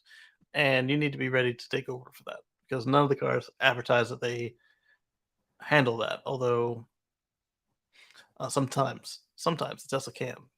Sometimes. I see my monitor light because it was off of center. It's driving me batty. All right, let's look at the comments on this one. Shocked, not that shocked. Here's the solution. Whenever a lockout event is triggered, record it. After X number of lockouts, alert the insurance company to raise the carrier rates on the vehicle for unsafe driving. If lockouts are not occurring, reduce the insurance rates on the grounds that these systems, when used properly, can reduce traffic deaths. Accidents, deaths, same thing. I'm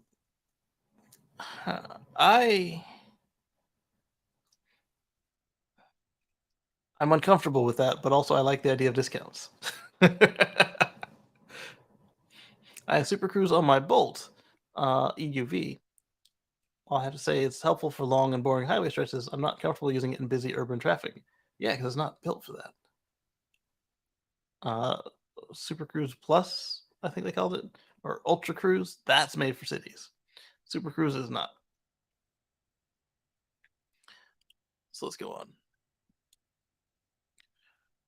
All right, so this one is one I didn't get to last week, thanks to the Wiggles, little Madam Wiggles. The reason it's not that I wasn't paying attention to her, but that when as she's wiggling, like she likes to move my hand to the close all button, and then that would be worse than not telling you at all, than telling you late. So Rivian was forced to recall every electric vehicle, including the electric delivery Amazon vans.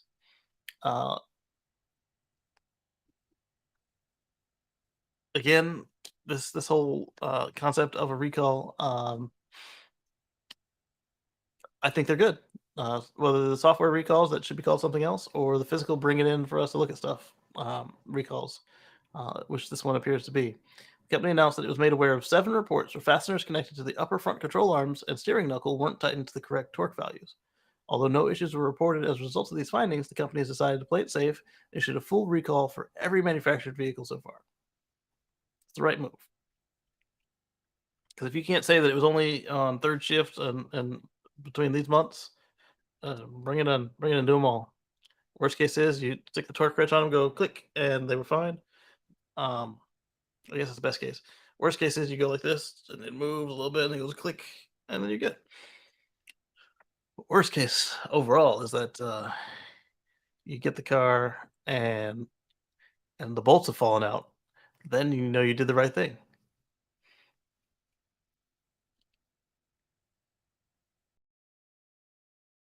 Right. So it's going to be Rivian's test for logistics. Yes. So speaking of Rivian and logistics, so that was one way. And this is the same one. Do another recall. Well, let's read these comments and see if these people understand. Mobile service came and fixed my recall in 5 minutes. Other owners report similar condition correction times. I doubt it's 3 hours spent per car, as the fix is easily accessible. It's just torquing the fastener to spec. Yep. Well, these are scaling growing pains. I hope Rivian succeeds, and they probably make the most capable truck and SUV on the market. Excuse me. And I actually like the SUV's front and exterior in person. Not in love with the interior choice, but better, and then it goes blank. Well, you can't really not. Well, you can't really not do this move, can you? Take a look at the BZ4X. There were like 250 vehicles with similar issues, and they offer refunds credit to pretty much everyone who pre-ordered the SUV. You can't really, and then it ends. It's a really weird choice to cut the comments off like that.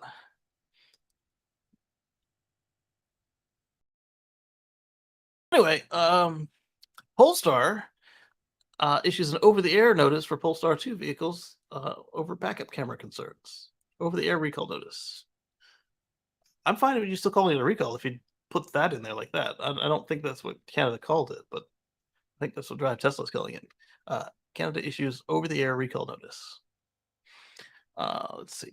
This was probably similar to the Model 3 where the screen was not turning on in time.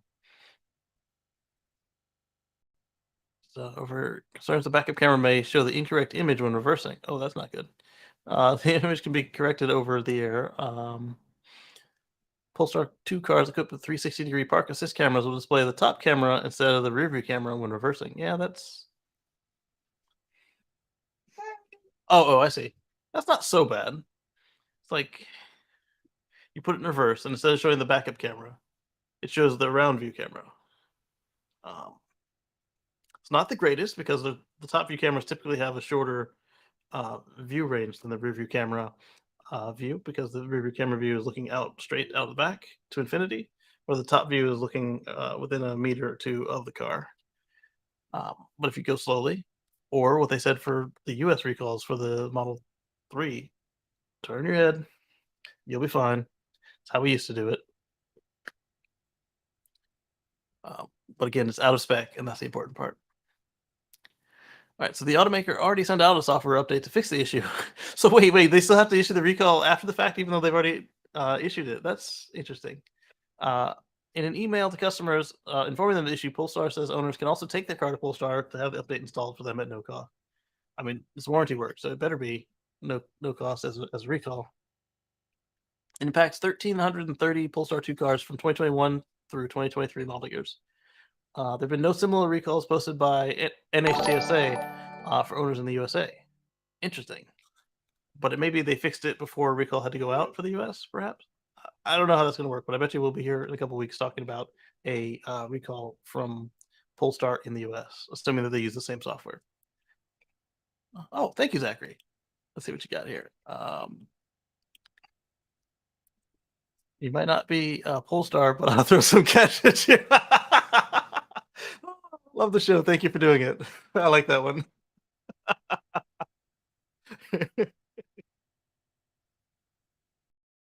Yeah, people don't want me on the poll. All right. So that's Polestar. Next we've got Audi. Let's talk about Audi real quick. Just real short. While this loads up, grab the snack here.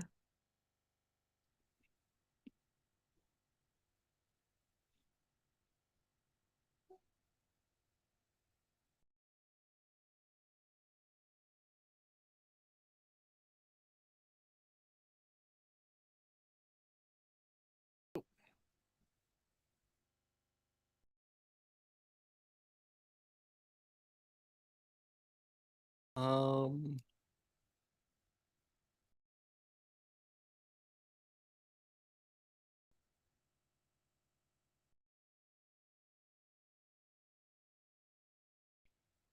there we go. I don't know what happened. It wasn't really the keyboard's fault. U.S. Audi BEV sales quadrupled in quarter three, 2022. Let's see, they sold 49,267 cars, which is 20% more than a year ago. Thanks to this positive result, after 4 quarters of decreases year to date, they've improved to 132,821, down 18% from year over year. Okay, so this quarter is better, but the year is not. These things happen. Electrifiable things. So they sold 1,600 e-trons, up 397%. 629 Sportbacks, which is up 420%. I actually like that Sportback. That'd probably be the way I would go if I were to go for the e-tron if I didn't do the SUV. But I'm not the kind of Audi person.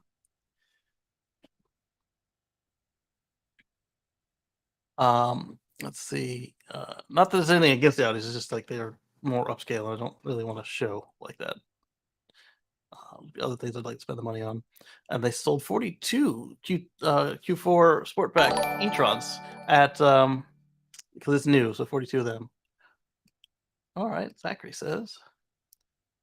I'm glad you have a good sense of humor. I missed a couple weeks in a row. This is my donation for the last couple weeks. Oh, thank you very much. Wow, I appreciate that. That's incredible. Let's see. Here's their chart. This is one thing I like about Inside EVs, and they do these charts. And let's see here. Let's go on to something you guys might have never seen before. It's a brand new idea. It's never been done before, ever.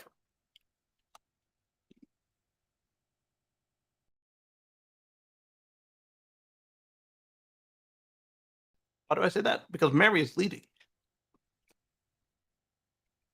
I'm not even just talking about Tesla. Nissan, Ford, Tesla, school buses. A lot of folks have already done this. GM sets up Ultium Home with Ultium Commercial under new GM Energy Unit. So I'm not ragging on them for doing this because this is the right thing to do. It's just humorous the way it's always passed off as if they're doing something new and innovative that's never been done before, when really they're just kind of following along. It's kind of like when people say that Apple's done something that's never been done before, and like everybody's done it before. I say this broadcasting it from a Mac, so I'm not saying I hate Apple. I'm saying that Apple stretches the truth a lot when they say they've invented something new. Uh, Maybe new to them, but not new to the industry. Not saying that they don't do new stuff like this whole Apple Silicon, the ARM based processors across the entire lineup. Nobody else has done that yet. Across the entire lineup. I'm not saying nobody's made an ARM server or an ARM desktop or ARM laptop. All of that happened before Apple jumped in, but they did it with the whole fleet. So if you don't make your apps up to date, then you're dust. Whereas the others like, it's optional, blah blah blah, no big deal. And so then they didn't take over like they could have. Anyway, let's talk about their GM Ultium commercial. So we're gonna have the ability to export power from your vehicle. You're gonna have home-based batteries and designing vehicles that can keep the lights on for up to 21 days. Hmm. Yeah, if you do just the lights, you do 21 days from a car, no problem. Um, so even GM has been in this market already before with Nissan. They were taking old Volt batteries and using them to power like hospitals and stuff. So what's new about this is making it into a business unit. And this looks a lot like the Ford home charger situation with you get the charger with the CCS connector, and there's the EVSE and the inverter, as well as the transfer switch. Cool stuff. So I'm not saying don't do it. I'm just saying don't say that you're the first one to do it. Not that they said we're the first, but they angled it a certain way. So they also have a GM Energy Services Cloud. Sounds like the Tesla app to me. And it acts as a central interface for GM's energy solutions, and customers will be able to manage their energy consumption and connect seamlessly with their residential, fleet, and commercial energy assets. Good stuff. Among them is SunPower. That's a weird way to phrase that, because among them is a whole nother company. One of the nation's leading, because that's like, did they just steal that company's name? No, they're working with them. The two companies will develop and offer customers home energy system consisting of integrating EV and battery solutions, solar panels, and home energy storage. The system will be available alongside the retail launch of the 2024 Chevrolet Silverado EV. Wait a minute, that thing's not it's a 2024 model year in the fall of 23. I really thought this was coming much sooner in 23 than that. All right, let's see what the people say.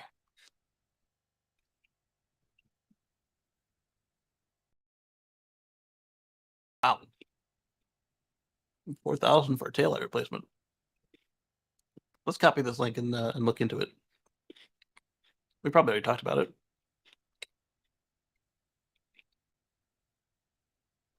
Watch full self-driving beta attempt to avoid various obstacles. Nah, no thank you. All right, why not? This gives GM a pathway way beyond just making cars. Let's hope they can execute. Yeah. I'm not saying don't do it. Get the vehicles out first. Doing this gets them more batteries on order and more batteries built, which improves their scale. So do them at the same time.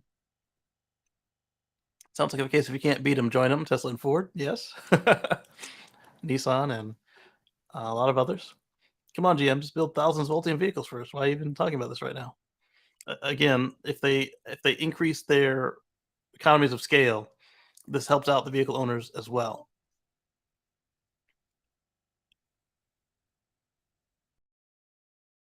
Dan says, "I've heard of SunPower before." Yep, that's what I was thinking when I read it. I was like, "Wait a minute, what?"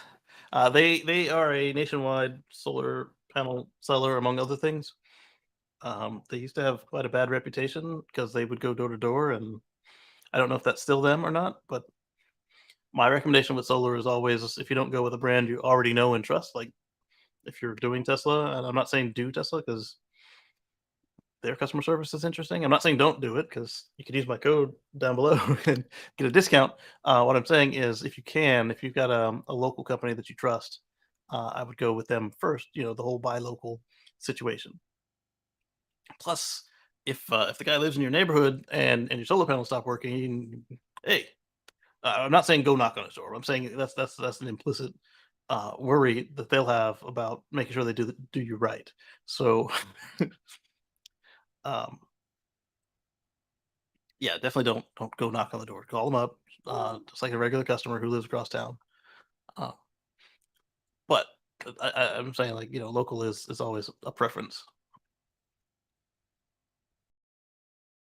All right, so let's go on. People are mad at them for doing a good thing.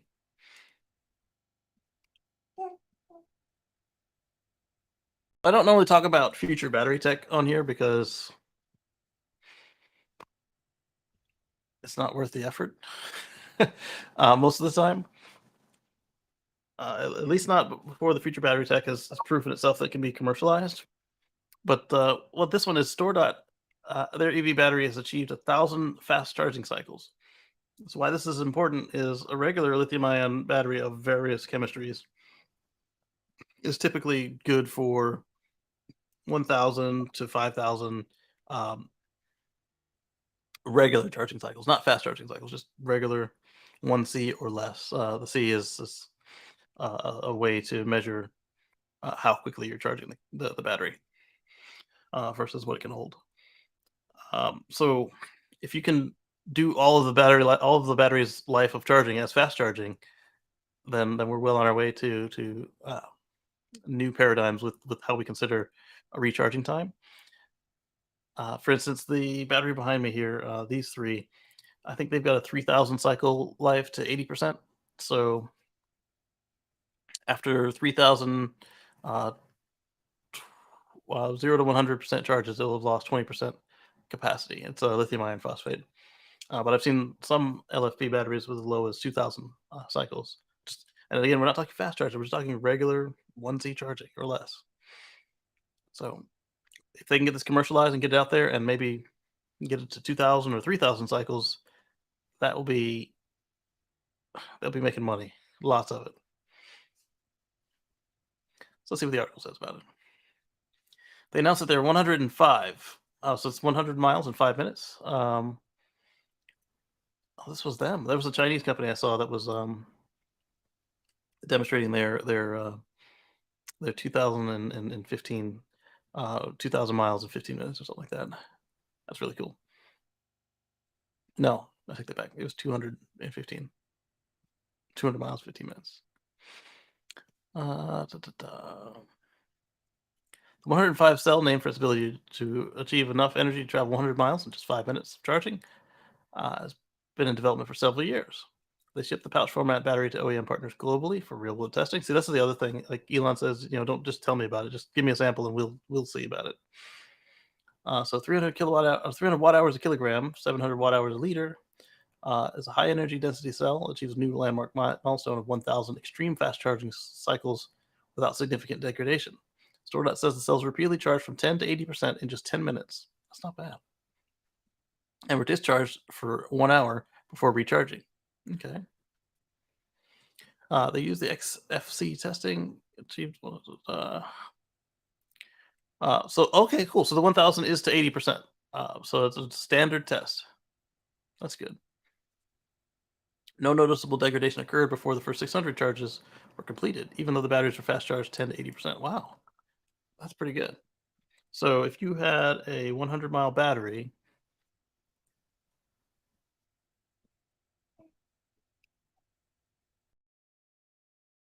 you could go 6,000 miles before we saw any degradation?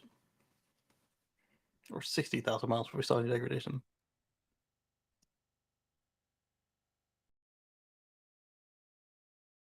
8,000 miles before you saw any degradation on your 100-mile EV. Not bad. So then at the end of that 60,000 miles, you'd have a 80-mile EV. Or yeah, so at the 60,000 mile mark, you would only be able to do 80, but until then, they didn't see any degradation. So it would still be 100 miles until then, roughly. Neato. They only charge from 10 to 80%, so only using 70% of the capacity. So that works out, they were charging at 4.2 C, if I've understood this right. And after 1,000 cycles, the batteries were down to 80% nominal capacity. Simon doesn't think that's a good thing. If I were an EV manufacturer, I would be having to match others out there that offer 8-year battery warranties. Yeah, that part. So if you still have to give an 8-year warranty and the battery is not gonna make the 8 years, that does make it a tough pill to swallow.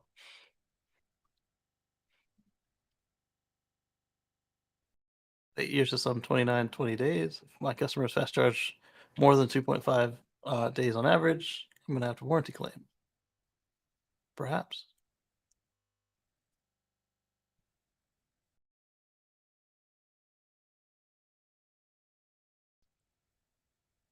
Well, it's pre-production. They have 1 to 2 years of R&D left. Using your Model X as an example, that's less than 50,000 equivalent miles, giving you 20% loss of capacity. Hard to imagine they make an order of magnitude of improvement. I don't know. It's not done yet. Give them some time, and like I said, it's pre-production, so we'll see what the real product looks like. But that sounds impressive to me that they have rated it at fast charging. The Renault Twizy electric funmobile is to be succeeded by this new electric quadricycle. All right.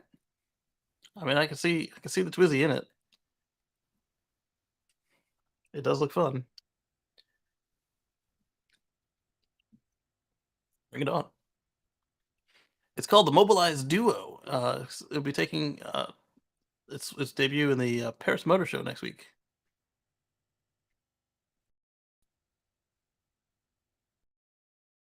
Wow. It looks like it's just like they just upgraded the concept. It looks like it's still a two-seater. Yep, two-seaters, rider in the front and back like a motorcycle. Comes with a much nicer interior than Twizy did, including padded seats to replace the non-padded Twizy seats. Twizy was more bare bones and lacked traditional doors, in favor of half-height doors, if any. The Mobilized Duo has more complete doors, also open upwards, making it easier to squeeze into the small four-wheeler into tight spaces. Okay. All right, so now you've got a range of 140 kilometers. It can be recharged in either at home or through a level 2 charger. It won't be available for purchase like the Twizy. Instead, it'll only be offered as a subscription or a long-term lease, starting at a minimum of 3 months. Oh, interesting. I don't know. I like owning my cars. I prefer leasing for personal uses, but I like that ability to buy the car at the end of the lease, or in cases like this Model X where I knew I was going to be over all of the lease considerations. I like the option to buy like that. Although in this, I can't see myself using it for more than commuting and getting outside the parameters. Except for if you get this little delivery kit, looks like. Renault hasn't released many other specs yet, but did tell us 95% of the vehicle can be recycled at the end of its life. That's a good touch. I do like this little thing here, delivering pizzas, medical supplies, uh, mobile tech of some sort. It's kind of cute. All right, no more pictures. As maybe one of the few old guys who's already driven a Twizy a few years as a daily commuter, I can say the following. The kind of vehicle is fantastic in small cities in Europe because it needs little space, and more notably, that you learn you don't need a 2,500 kilogram car to scoot 80 kilograms of flesh from A to B. Twizy was a mess from the engineering point of view, but you can barely imagine how much fun it is to easily arrow through passages while others are simply stuck. Very relaxing in a way. Come on, give it the beans and do it right this time. One thing about those cars is they're often classified, at least in France, as autocycle. You don't even need a permit, or for the more powerful version, a B permit. So your 14-year-old teenager may go to school or pair activities in one of those. Yeah, we talked about that with it wasn't a Renault, it was the Citroen Ami. And for those of you that don't remember, let's pull up a picture of the Citroen Ami.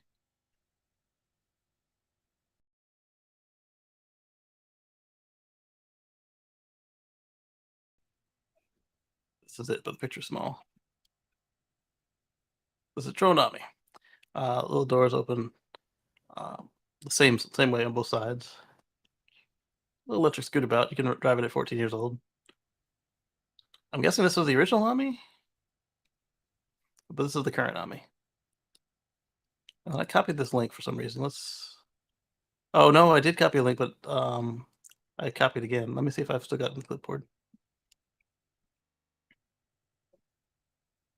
Yes, this one.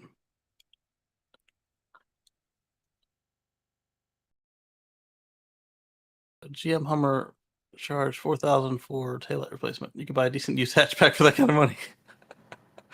Yes. Let's see.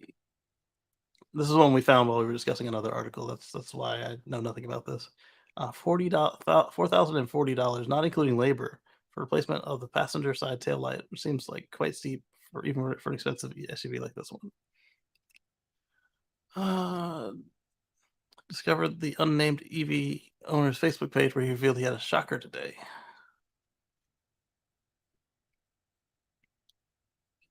Be among the most expensive rear lights in the industry, even more expensive than a Cadillac Escalade rear light, which is over $1,300. The Honda CRV was also quite surprising when I was selling them at $800, but that's just because the Honda CRV taillight is like tall.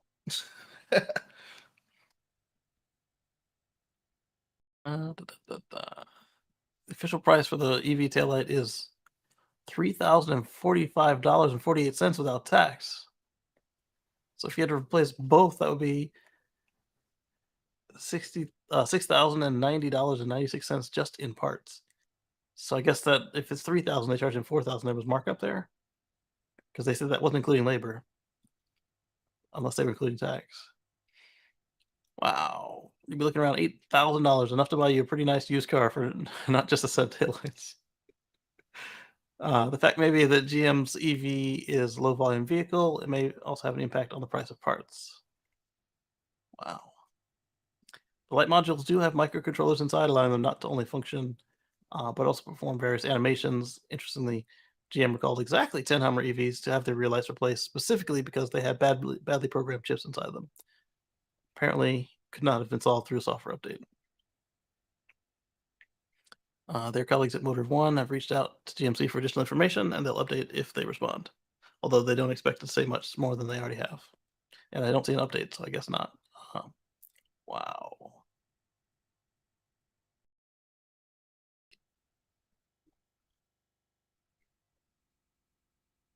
It says electric vehicle maintenance costs are much less than gas. Yes, they are.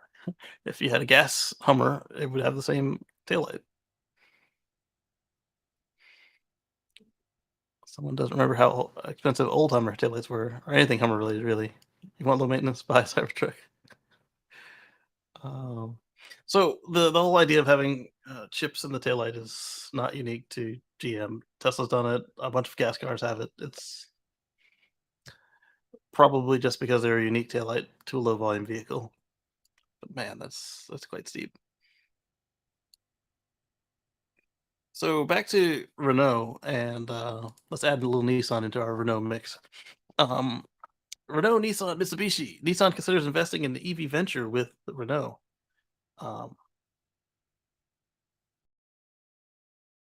Renault has previously stated they are considering divesting Nissan to find a quicker transition to electric vehicle production. In turn, Nissan has pushed for the French auto group to divest. We're going to get rid of Nissan. Hey, you should get rid of us.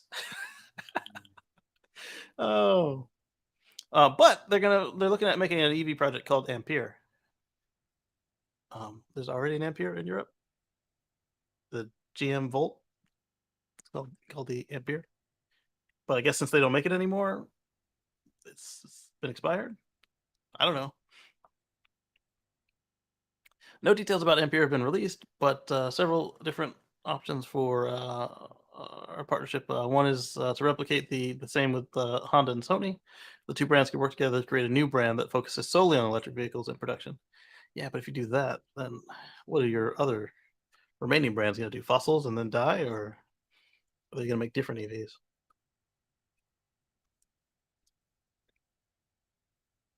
Alternatively, you can create an EV platform that'll prove helpful to both brands, similar to GM and Nissan, GM and Honda, like the Honda Prologue. Nissan will grant the alliance access to the U.S. market, while Renault would provide extra capital and production to a project that could easily be supply and capital strained. Yeah. All right. So, really quick one: Model Y has outsold everything in Germany. This one came from a bunch of different sources, but the Drive Tesla one made it to my notebook. This Model Y outsold all other cars in Germany for the first time. Let's get some numbers here. Tesla registrations in Germany increased 70% year over year last month, helping EV secure a 20% market share in September. And according to the KBA, 9,848 Model Ys and 3,876 Model 3s were delivered in Germany in September for a total of 13,724. They easily outsold the Volkswagen Golf, which accumulated 7,095 registrations during the 30-day month. Rounding out the top three bestsellers was the VW Tiguan at 5,888, followed by the Skoda Octavia at 5,785, and the VW T-Roc at 5,135. And the nearly 4,000 Model 3 deliveries were enough to make it the eighth most popular car in Germany last month. Hat tip to Sawyer.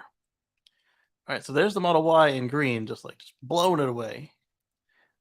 Then you've got the Fiat 500. I'm guessing the 42% is 44% electric, 42% there. So the green is all electric. So 18% of the Opel Corsa, and of course 100% of the Model Y and Model 3. Well, there we go. Toyota Yaris. Those are much less expensive vehicles. So to outsell the Ford Kuga and the Toyota Yaris, it's pretty cool. Through the first 9 months of the year, Tesla has now delivered just under 40,000 vehicles, about halfway to its internally stated goal of 80,000 units in 2022. All right. That means Tesla will have to deliver as many cars in the final 3 months of the year as they have up to this point, which they've done before. This isn't impossible considering Giga Berlin is ramping production and is now producing over 2,000 cars per week. Yeah. The company hopes to increase that to as many 5,000 cars per week by the end of the year. They've said that. I believe they'll do it. So speaking of worldwide sales, we've got Tesla China is now authorized to sell Model S and Model X, and they've been approved for the sales tax exemption in China. Look at that. China's Ministry of Information and Technology recently released the next batch of electric vehicles eligible for the purchase exemption. This includes the refreshed Model S and Model X. There we go. The Model S and X units eligible for the exemption have 100 kilowatt hour battery packs. This also hints that the plaid version of the Model S and X will be arriving to China soon. I don't know that it necessarily says that, because the S and X long range currently have the same pack as the plaids, because they haven't told us that they didn't, just like the performance packs were the same as the long range packs before we got plaid. But not mine. Mine is a different pack, because the P100s and the long ranges back then, they had different packs.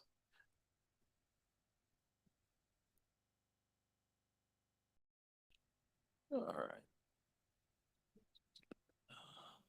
Cool beans. This is how important it is to make right statements about Taiwan. I was thinking the same thing. I don't know. I think it'd be best not to say anything about Taiwan, and then have your cake and eat it too, because your chips are coming from Taiwan. Your factory is in China. You're best not to say anything.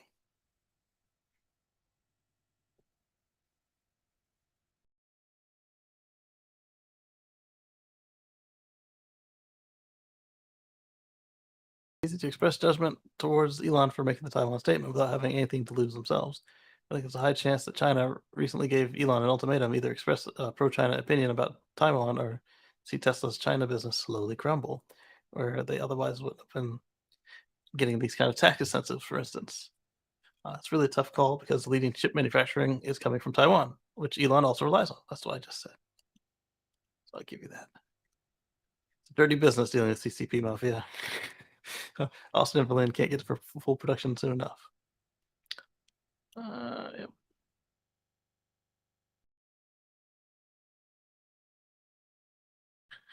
How did they get the Audi e-tron on this list? All right, so this one is a fun one I did not see coming anytime soon, based on uh, some stuff that we debunked recently about tractors.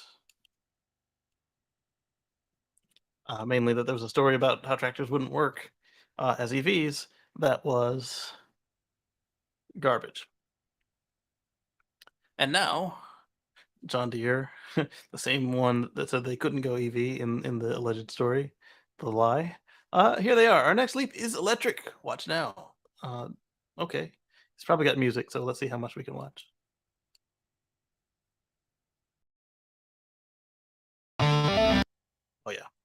Pull the music. Bold moves. Better tomorrow. By 2026. That's not too far off. Electric options. New fields of work. We've laid the groundwork. E-power. That's actually a full-blown tractor there. That was there's a home tractor. Our next leap is electric. John Deere. All right. All right, so they want to deliver 20 electric and hybrid electric product models to the construction market. They want to offer an electric option in each turf and compact utility tractor product family. And agriculture, they want to deliver an autonomous, battery-powered electric utility tractor to the ag market. I like it. Bold. Customers are demanding more from their equipment, and since no one knows our customers or their work better than we do, we're prepared to deliver like no other. They want to have performance and reliability. They want it to be quieter and more intuitive. They want to lower the TCO, which is easy to do with electric. They want to reduce machine complexity and technology enablement and scaling, and reduce carbon and CO2 emissions. Dan says EVs in farms, it's actually a brilliant move. You can take a few acres outside the city and can harvest without sound disturbances while being close to a megalopolis. Yeah. Timothy says, greetings from Arizona. Hello. And better than making more warehouses. Oh, better than making warehouses in some suburban area. Yeah, that's true. But also, if I don't know that many construction folks use John Deere's, but they're going for it with their construction. Here's their pack. It looks like 2170s. They could be 18650s. Depends on how big this person's hands are.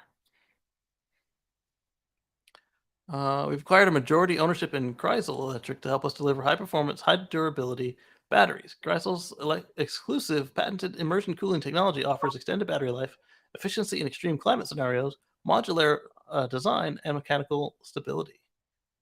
Neato. Oh, I see. They've got the jacket. The cell carrier just is their plenum. It's pretty smart. We've already laid the groundwork. Electric and hybrid solutions are already on the job. For nearly a decade, we've been providing reliable hybrid electric e-drive loaders to contractors in truly demanding applications. Last year, we began testing our fully electric e-power backhoe in the utilities market, and customers have been reaping those benefits. So that makes sense. If you're a utility, why not use your own electricity instead of going to the gas station?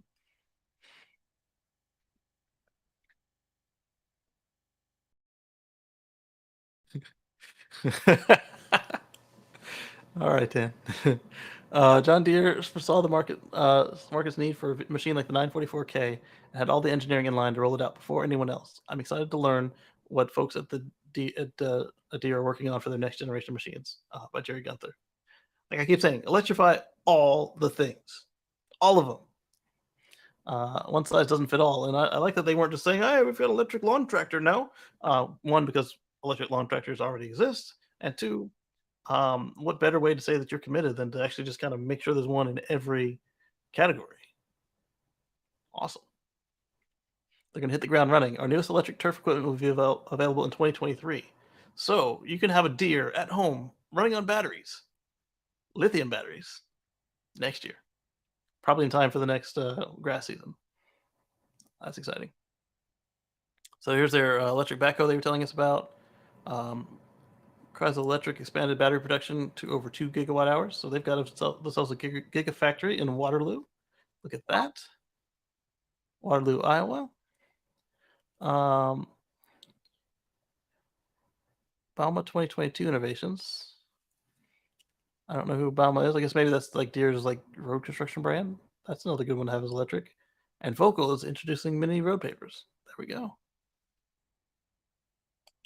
Or a deer running through the yard. Oh, that's a good one, Dan. All right, so next up,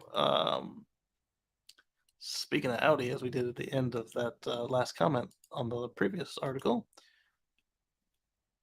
Audi may set up their first U.S. plant to benefit from new EV tax credit. So BYD, do like Hyundai and all the other folks who didn't qualify, and instead of complaining about it, just build a daggum factory or partner with somebody who qualifies and make your cars here in the States, and then you can take advantage of the tax incentives. They're an incentive to build cars in the North American trade market.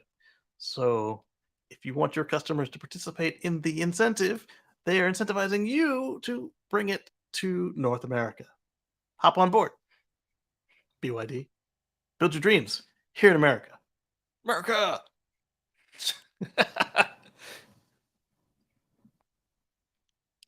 Before I clear this, let's see if they say where. Da, da, da,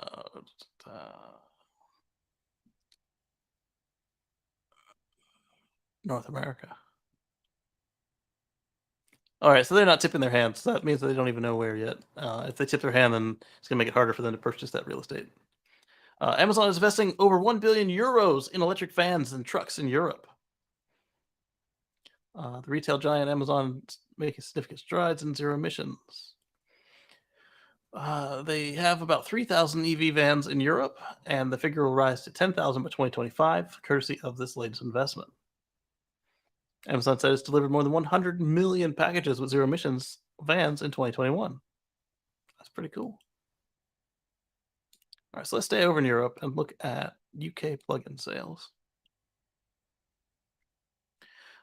They've exceeded 50,000 in September of 2022. Tesla Model Y crushed the competition with a massive 8,315 units sold, becoming number 2 sold overall for the month. All right, let's dig into these numbers. BEVs is 38,116, up 16% over the year, 16.9%. I don't really want to care about the plugins at the moment. They're not a bad choice for your first electric, but we're talking about electrifying all the things here. So 50,397 for overall. And where do they call out the Model Ys? Like, where's our chart breaking everything down? Here we go. Oh, wow. They only lost to the Nissan Kasashi.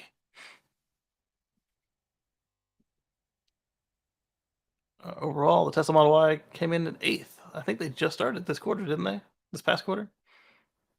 No, because they've got 8,000. So they started recently, but not last quarter. Cool stuff. This year has been just as long and blended together as 2021 and 2022, 2020 were. We were talking about the other day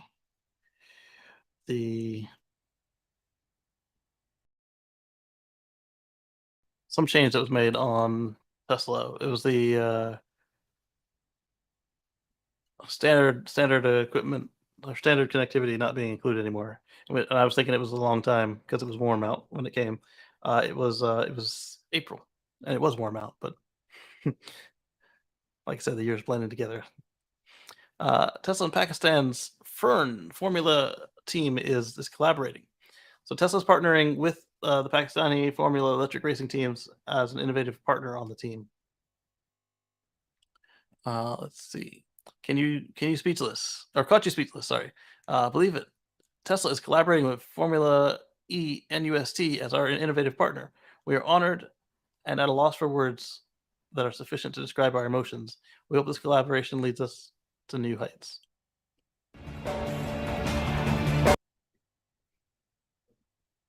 So they're drawing a Tesla logo with light painting or simulated light painting, obviously.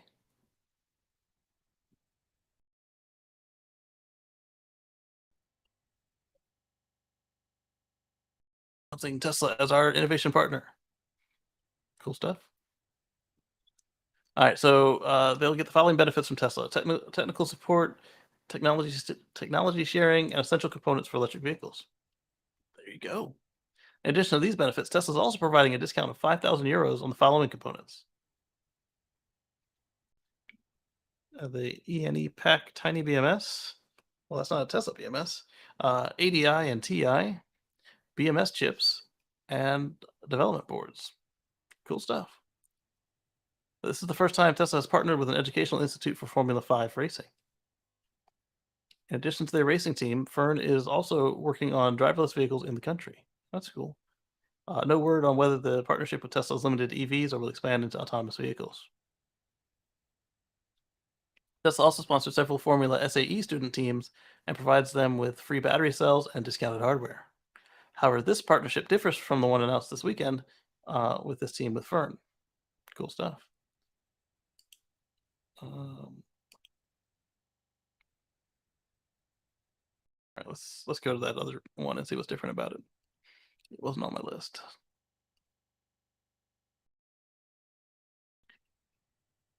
Oh,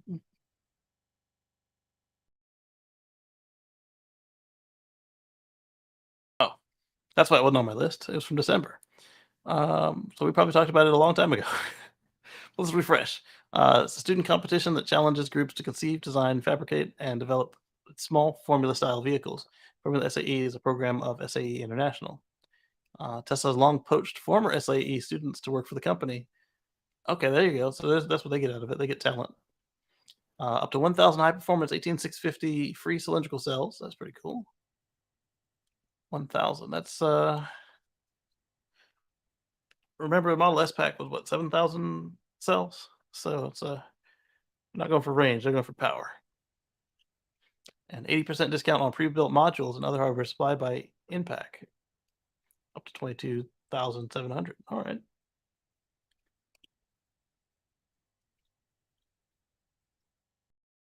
The opportunity to test engineers on their design. That's pretty cool stuff.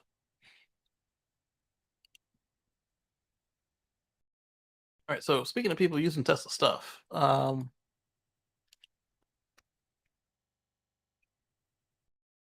is the one we talked about earlier in the show. eSight Motors Group is using Tesla motors and batteries for their EV GT. And we spoke a bit about the BZ4X, and I think I announced last week that they were back on sale, and how they I didn't discuss how they had zero sales for, or at least I don't think I did. I didn't pull the article in. How they did zero sales for the quarter because they were under recall for the wheels falling off. And as I speculated, that the wheels falling off wasn't their only problem with the vehicle. Because if it was, a company that's been building cars for almost 100 years, not being able to keep the wheels on a vehicle is not a good look. But allowing themselves to look incompetent about wheels to hide something else was also a bad move. And I figured that's exactly what they were doing, and I was not wrong. Global automaker and hybrid zealot Toyota announced that they will resume sales of the first mass-produced vehicle, the BZ4X. What did somebody else call it? That also worked for me. Nope, don't remember. But it was almost as cool as BZ4X, easy to remember and say and understand what was going on without alphabet soup here. Um, Following a safety recall concerning the risk that its wheels could fall off, months later, the Japanese automaker appears to have found a fix to the manufacturing defect, as well as a previously undiscovered safety issue. Yeah, it might have been previously undiscovered when they made the recall, but if it took you over 3 months to fix wheels falling off, they probably found out pretty early on. As the rest of the automotive world pivots to a full embrace of EVs, Toyota has taken a much more waffled approach. Yes, one way to call it. There's a Vatican museum's worth of public examples of Toyota inhibiting EV adoption in the past, but the company has come around somewhat in recent years while clinging to the hybrid vehicle technology like it's its last hope for relevant sales. And perhaps it is. Well, I mean, if you just sell some EVs, you'd be fine. Toyota kicked off its Beyond Zero BEV future in October of 2021 when it unveiled the BZ4X SUV as a potential competitor to the Tesla Model Y and Volkswagen ID4. Deliveries began this past spring, but before sales could really get up and running, Toyota found itself in a massive safety recall that targeted a risk of the EV's wheels coming loose and potentially falling off. Now, over 4 months later, Toyota appears to have fixed the wheel issue on the recalled vehicles and intends to resume BZ4X EV sales. I want to know more about this other problem. Do they say?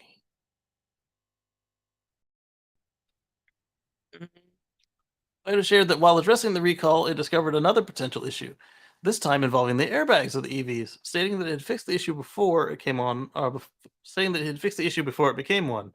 Yeah, I mean, if you're on a stop sale, it's easy enough to fix everything else.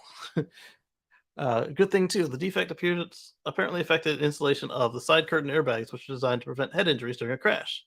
Yeah, that'd be bad. Sales have now resumed alongside production, and Executive Vice President Mashiko, I'm sorry, dude, messed up your name. So it intends to gradually resume BZ4X shipments while prioritizing demand led by customers who have been waiting for their EVs. Yeah, if they've already put down an order, give it to them now. Then this also affected the Subaru Solterra, which is the same vehicle but slightly better looking, and had a Subaru badge on the front. Which is 1/5 owned by Toyota. That was also part of the June safety recall as it was jointly developed between both Japanese automakers. Those previous and future EVs should also see the same fix to their hub bolts, alleviating the wheel issue as well. And of course, the side airbags. Let's see what people say about them doing this. Imagine if this had happened to Tesla. This guy would have been very excited. Uh, that's about the funniest thing I've seen posted on here. Let's see. I'll never understand why the EV market goes out of their way to make their cars stand out. Yeah. If mass adoption is the point, then why make cars that look and feel like fossils? In Toyota's case, this car has no glove box. What? I didn't know that. The delete of a glove box is to make room for what's missing in other EVs. What? Toyota's introducing a new means of warming, one more efficient than others, an infrared heater. Is a radiant type warming that transfers energy rather than wasting it to warm air in between. Oh, that's kind of neat. Put it another way, it sends heat directly to your legs and feet using less electricity. That's kind of neat, but at the same time, just put a dadgum heat pump in it. They work. They work great. You don't have to do the resistive heater thing. Put a heat pump in it. Maybe they should try using a microwave magnetron to warm the passengers up directly from the inside. Why waste energy heating up clothes and skin? Seat heaters will work as well. No, they do nothing to warm the legs and lower feet. The feet and lower legs. Yes, this is true. That's what this additional choice is for. But did that backslide into and stop it? But did that backslide and stop offering even more efficient seat heaters? You get that conduction plus radiant. Awkwardly worded. Awkwardly named vehicle with awkward looks to match. Yes. Owners will simply refer to it as the 4X. Maybe. It's absurd how many here are obsessed with the name. Fully turning a blind eye. This guy really likes himself some BZ. Busy Forest. That's what it was. Somebody called it the busy, not the busy forest. They called it the busy for. How they? It was busy.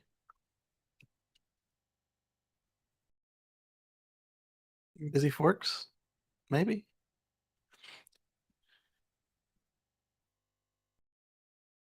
Toyota's fix for the BZ4X. Next time we have to remember to tighten the bolts.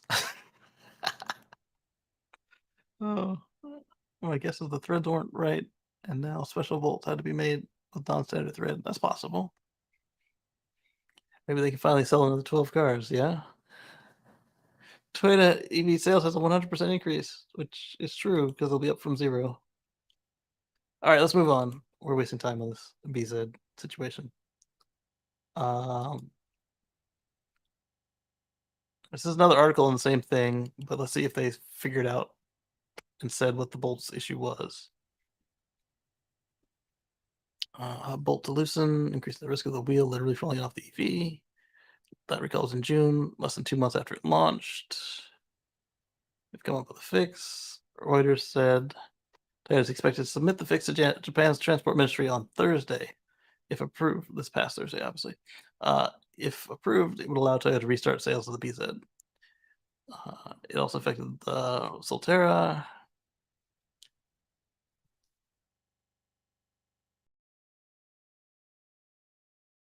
The automaker even offered to buy back the EV from customers because they didn't know how long it would take the fix, offering additional incentives like a loaner vehicle reimbursements and free charging and more if they chose to keep it instead. One comment. I'll own it till the wheels fall off. I'll own it till the wheels fall off. Looks like it'll be soon enough. Oh, I like that. Okay, so let's go back to Tesla. Typically, their model years were aligned closely with the calendar, but a couple times, including this year, they've had a couple cars that start their model year a little bit early. So some vehicles shipping in October, particularly Model 3 long-range cars, have 2023 VIN numbers. So let's see. There was a chart here earlier. If you receive a new VIN for your new car, you'll notice a 2023 model year because it'll have a P instead of an N in the 10th digit. Let's see. So Model 3 built on or after October 4th will be a 2023 model year, while the same applies to Model X built on or after October 3rd, while the Model S and Model Y are still being built brand new as 2022 model years. I typically don't really care what my model year says unless there is a tech or feature request or refresh that comes with that, or when it comes time to pay taxes and fees. If they base it on model year, now my car looks to be a year older than it really is. So lower fees.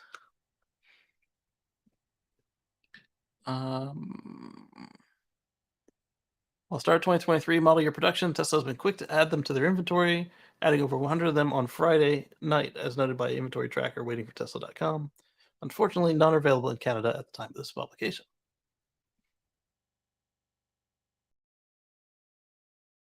There you go.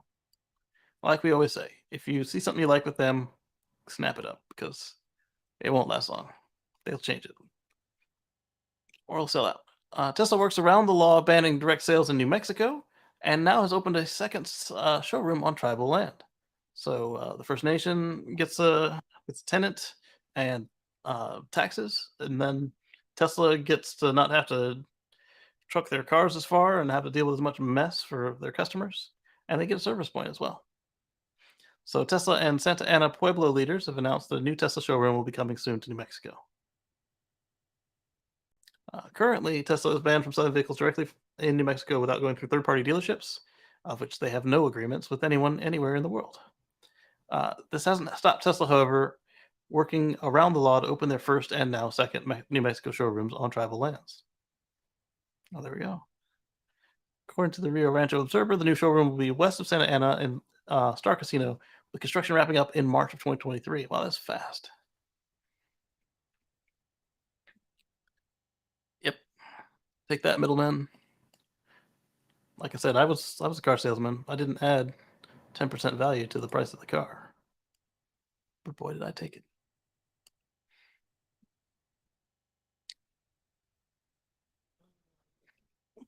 Ford stops taking Mustang Mach-E Select orders in the US. So that's a trim level, Mach-E Select. They're not taking any more of them. They sold out. Ford is only offering the Mustang Mach-E in Premium, California Route 1, and GT trims. The Mach-E Select is the base model of the Mustang Mach-E and is currently unavailable. However, per Ford Canada's website, the Mach-E Select is still active and available on their site. Ford had this to say about limiting the trims on the order bank. Since the order bank reopened, customer demand for Mustang Mach-E has exceeded projections for some models. We've already increased production well above the original projections for the Mustang Mach-E Select. We are pausing retail orders on select models to help manage supply constraints and provide more predictable order to delivery times for all of our customers. Customers with existing select orders are unaffected by the model pause. So, same thing with Ford. You see what you like, order it. They'll cancel it. They'll run out. They'll sell out. Just make sure that you end up landing it in a dealer that's not going to try to screw you. That's all I had to say about that. So they recently had an increase on the price of the Mach-E from $54,975 in the US to $56,995. And Dan says this is going a long way to both going around restrictions and doing more for Native Americans, especially after SpaceX helping the tribe in Arizona during COVID. Yeah, absolutely. Ford's overall September figures were down 9%, dragged down by their always popular truck segment, which dropped more than 18%. Ford's EV segment was the lone bright point in the automaker's sales figures. The Mach-E Lightning e-Transit van accounted for 4691 sales, an increase of 197.3% compared to the same month last year. So let's talk about that. Well, before we talk about that, let's talk about another Ford EV. Let's talk about the Ford Lightning. Then we'll talk about them sales. So Ford raises the price of the Ford F-150 Lightning Pro, this is the base model, the work truck, by more than 10%. It's the second price hike in less than 2 months. So when they were talking about copying Tesla, they copied everything, including the constant price increases. Ford announced on Wednesday it was raising the price of their entry-level Ford F-150 Lightning Pro by just under 11%, making the electric pickup truck $12,000 more expensive than it was 2 months ago. According to them, the cheapest Lightning will now cost $51,974, 5,000% increase from before. This follows another price increase of $7,000 in early August when Ford reopened the books for 2023 Lightning. Ford says this is to account for ongoing supply chain constraints, rising material costs, and other market factors. This is the second successive price increase. The gap between entry-level Lightning Pro and the next XLT shrinks up to $8,000. The XLT starts at $59,974. The XLT and all other variants of the F-150 Lightning were not subject to any price adjustments. Well, I mean, if you're already priced right, you're just taking less profit on them. I guess that makes sense. Back in August, they already saw their price increase go from $6,000 to $8,000, depending on trim, for the same reasons as today. Canada price changes have not been announced. They've reached out to Ford and will comment when they know more. All right, so let's continue talking about Ford, and now let's talk about their sales numbers. So despite all these price raisings, their EVs were actually doing very well. However, the same cannot be said for the Ford fleet. Ford's September sales dropped by 10%. And the only reason it only dropped by 10% was because their EVs, these three, were doing gangbusters. So Ford vehicle sales were 142,644 units in September, with the truck segment taking a beating at 68,299, down 18.3%. The SUV segment at 78,77 was up 0.9%. And the Ford EVs, the Lightning, Mach-E, and Transit van sold 4691 in September, up 197.3% compared to last year. The showing was led by the Mustang Mach-E, which shows its sales climb at 47.3% to 2324 units. The Lightning was at 1918, and its annual sales are now 8760. Not bad. And the Ford E-Transit van sold 449 units for a year-to-date total of 4387.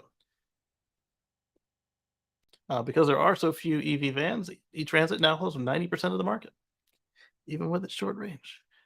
But as Dan and I have pointed out in the past, that a short range for a fleet is not necessarily a bad thing because the fleets know what they need. But that's why it's not being offered as a consumer vehicle, even though they may have a passenger van version of it. As consumers, we expect 200 to 500 miles of range, just get in and roll. Type it on the map, don't have to worry about charging, good to go. Not saying you don't have to charge for 500 miles, but that the map will take you to a charger that works. I saw a test the other day of the Ford Lightning. I think it was by Motor Trend or Car and Driver. They were towing with the Lightning, and then they were directed in a town where they would run out of range. They were directed to a 50 kilowatt charger. They elected to manually go to an Electrify America charger that offered up to 350 kilowatts. And they spent 4 hours waiting on a charge because every station they tried at the station, or every handle they tried at the station, except for the one that was in use by a Hyundai Ioniq, was broken. Or not say broken, but didn't work with the truck. And then when that one opened up, then they charged what they needed to get to the next leg of their trip. And then they were able to go about their way, but they had to unhook the trailer, had to rehook the trailer. So overall, they lost 4 hours of charging stop for the Lightning. And I'm not saying that's a problem with the Lightning. I'm not saying it's a problem necessarily with the network. Ford has what they call the Ford Angels. They go around and they test networks, and if the networks don't pass and they don't bring themselves up to the standard by the time specified by Ford, when they say, hey, the station number 12 isn't working, you have 8 weeks to get it up to snuff, or we're going to remove it from our map. What I'm suggesting is that perhaps because they tried to go to a station that wasn't showing up on the map, perhaps it wasn't showing up on the map because it was a dog and it was not performing correctly when the Ford Angels tried to use it. And so rather than inconvenience their customers, Ford said, hey, we'd rather send you to this 50 kilowatt, much slower fast charger than the ultra fast charger that may work on stall 7 out of 8.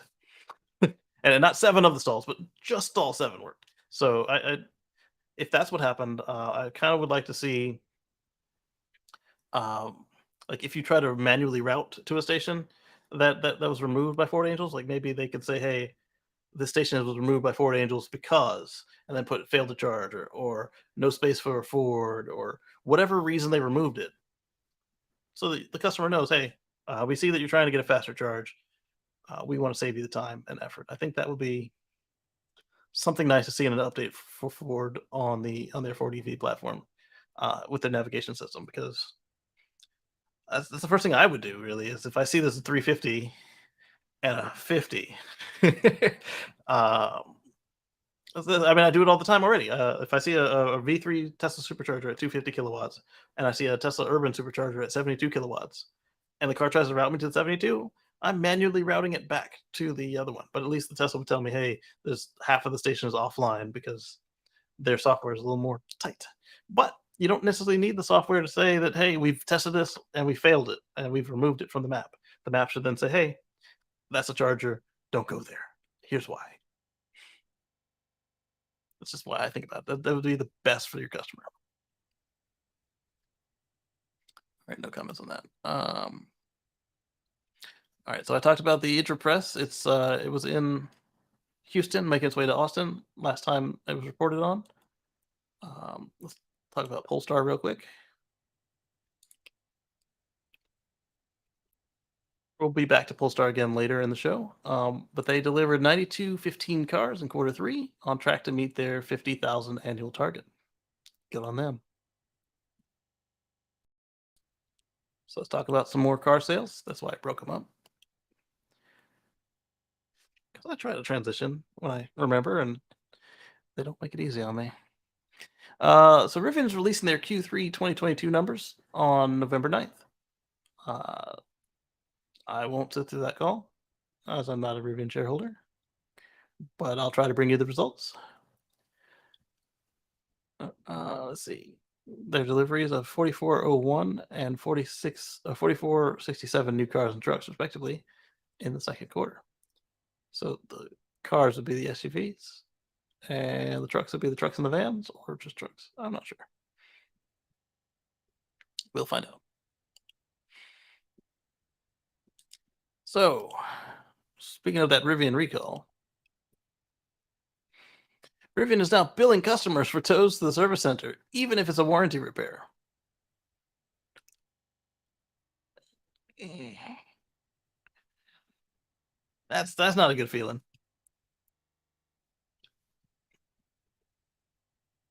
It's warranty work, and it needed a tow. I would want the manufacturer to pay for that tow. I'm sure that that isn't necessarily the case with the traditional automakers, but an in warranty Tesla and Lucid, I believe, both come with towing as part of the warranty work. And even if they don't, you could probably work a deal with them because they order so many tows in a quarter that they could get a bulk discount on tows. Let's see. This means for new owners, if the R1T or R1S needs a repair that can't be completed by a mobile service technician, your EV would need to be towed to the nearest service center, which in many cases is hundreds of miles away. Yeah, ouch. I can see why they wouldn't want to do it, but as a customer, that would make me more upset when you're telling me that you've got the mobile and then you've got ways to get the car. Lee says, changed my mind about Rivian. No way responsible for a tow under warranty. I agree. Like if it's a warranty issue that required the tow, you need to. I mean, I'm okay paying up front if you reimburse me for it, because if we get the car from, let's say well, actually they don't have any presence in Virginia, so or at least DC. Say you get the car from here to, I know that they've got one up in Michigan for sure. Hopefully it doesn't have to go that far, but from here to Michigan, that's gonna be a hell of a tow bill. And if you tell me it was because the motor failed and the motor failed under warranty and you're giving me the motor for free, you got to do something about that tow bill. It's not the way to treat a customer. Um, I'm sure if something like that happened with a traditional automaker, say the motor blew out under warranty, and none of the dealers would take it for whatever reason, it had to go back to the Ford factory or the GM factory. Uh, they would make it right. They haven't had to do that much often because they have dealers everywhere. Yeah, exactly, Lee. You don't want to lose the customers early, at least not for pettiness like that. I mean, yes, it is a steep bill, but you've got ways to manage that bill as a manufacturer or a service point way more than a customer who might need a tow once every few years. It's not a good. Almost as bad as when they raise the price on everybody in line without telling them first. They fixed that, but I don't know if they'll fix this. All right. So according to the Rivian owner in Virginia on Rivian forums, as of October 6th, Rivian is billing customers as much as $55 base fee plus a whopping $6.50 per mile. Uh, wow. Let's see.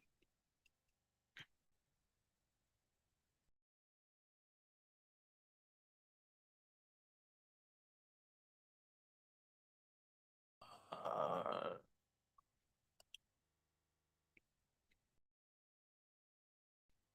all right. So from where I am to Normal, Illinois is 777.7 miles. All right, so let's break out our calculator on this one. Um, so we're looking at $55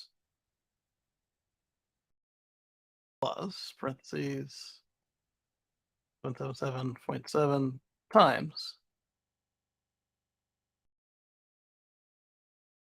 6.5. So if I had a Rivian here and it stopped, it would cost me $5,110.05 in towing for a warranty item. Oh, hell no. Nah, you keep that shit. Pardon my French. You keep that. Yes. Mm-mm-mm-mm. Wow. We've reached out to Rivian for comment, and we'll update this article if we receive a response. They have not yet. That is wow.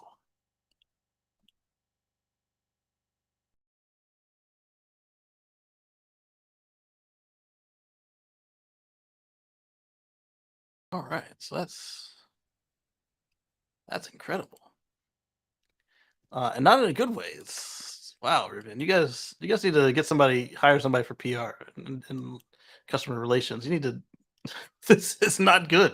This is the second one of these in the same year.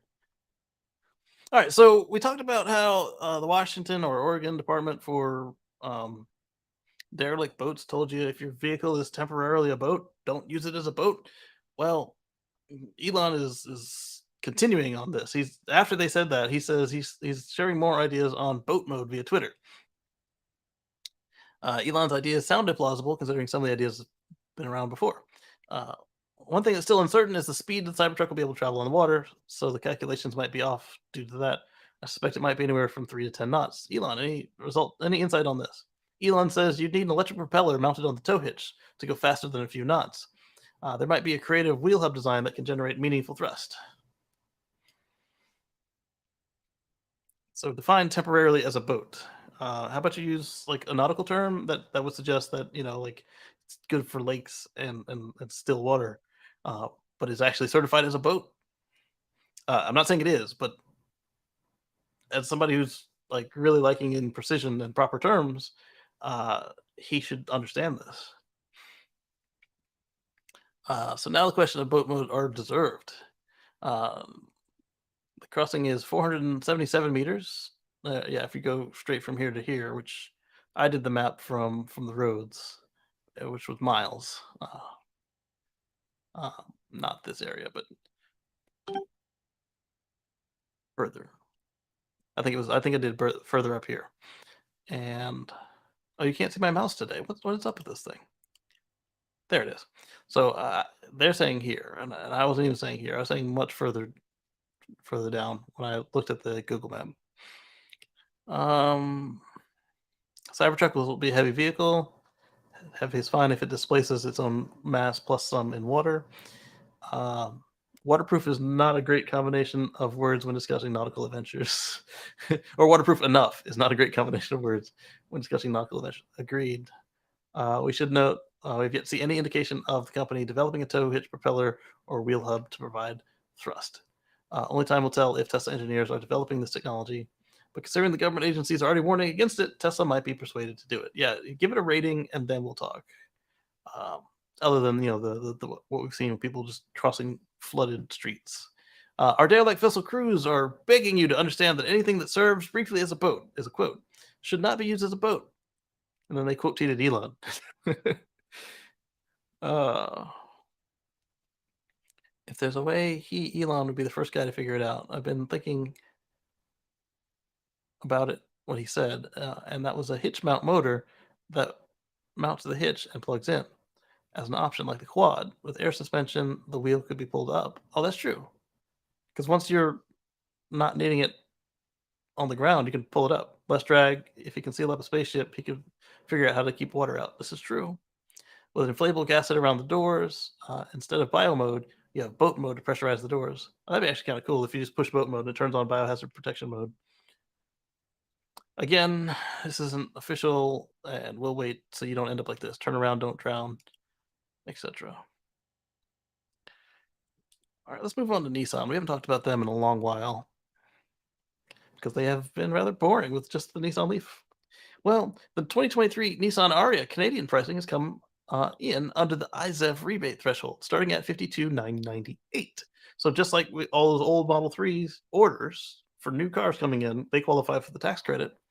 The new Nissan Ariya will qualify because their base model meets the threshold. That's good. That's very good. All right. Here's their pricing chart.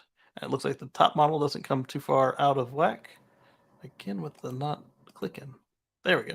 And the top model doesn't come too far out of whack, so perhaps even it will qualify. I mean, it's a fine looking automobile from a traditional automaker, and it's not for me, but it doesn't repulse me in any way, except for the dealer network and stuff.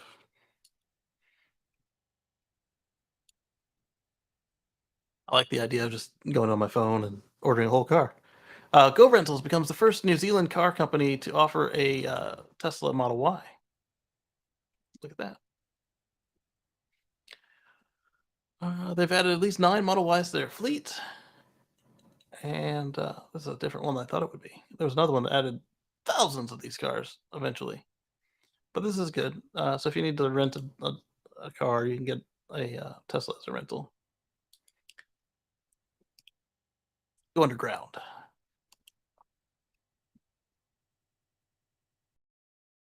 Warren Company's plans for the Vegas Loop's Westgate portion have been revealed.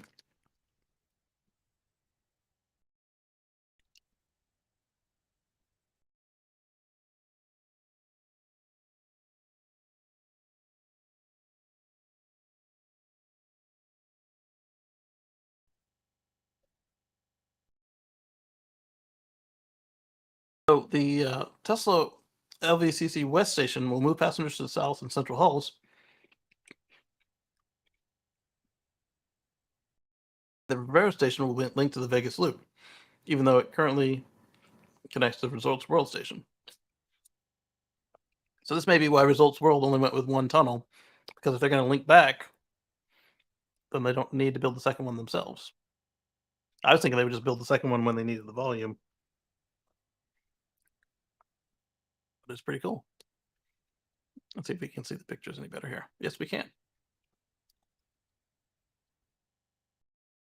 Oh, there's a scroller. We got to click them individually. That's fine.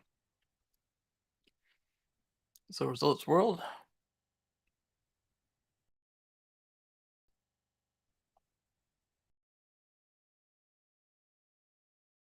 There we go. Connection to the Westgate Tunnel on the right of the image looks like it will be entirely under the surface. The tunnel connecting to the station to LVCC West on the bottom of the image will pop up to the surface and join the existing station. It also looks to be a bypass tunnel that will allow cars from LVCC West to stay underground and skip the station as they continue. And this is what I was talking about here. Being able to skip stations was kind of a key to this over a metro or subway or train even. Because trains and metros can't easily do this whole station skipping thing the way that most of them are designed. And even if they do, you get like a switcher track, etc. These are just cars, so they don't drive there. There's Proof Rock. And then I had this later in the show, but let's just do it now. The Boring Company launches burnt hair cologne after Elon Musk tweet joke. Elon has turned another joke into a real product. This time using the Boring Company launched a new cologne called Burnt Hair. We'll see how it really smells. So for $100, you can get some burnt hair. Let's see if it's still in stock.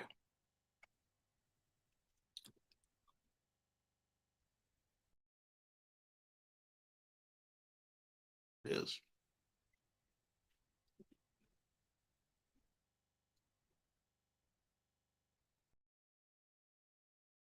All right, so burnt hair costs 140 US dollars or 140 Canadian dollars. Ordering from Canada adds another $50 in shipping costs. Oh, gracious. I think it's free shipping in the US. If you prefer, you can also pay using Dogecoin, although that payment option is only available in the US. According to the website, burnt hair won't start shipping until Q1 2023. So if you're planning on giving this as a Christmas gift, you're out of luck. Or you could put a picture in the box, but those are kind of lame gifts. Let's see, the new cologne is available for purchase for exactly 2 weeks after Musk's joked about launching a new scent for men that would help you stand out in a crowd, get noticed as you walk through the airport. All right, then. Burnt hair, scent for men by Singed. He also made a joke about how it was inevitable with his last name that he would end up selling perfume.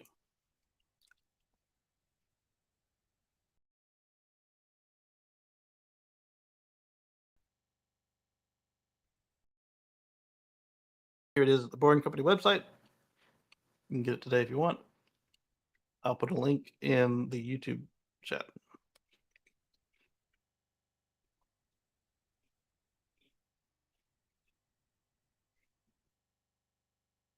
So initially, I wasn't interested in it at all because of the name, and then the smell association. And well, my wife said order well, so I did.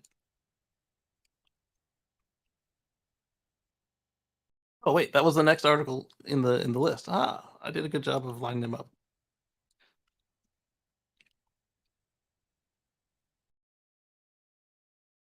Alberta's Red Deer County clears the way for a 2 megawatt solar powered EV charging station. Bring it on.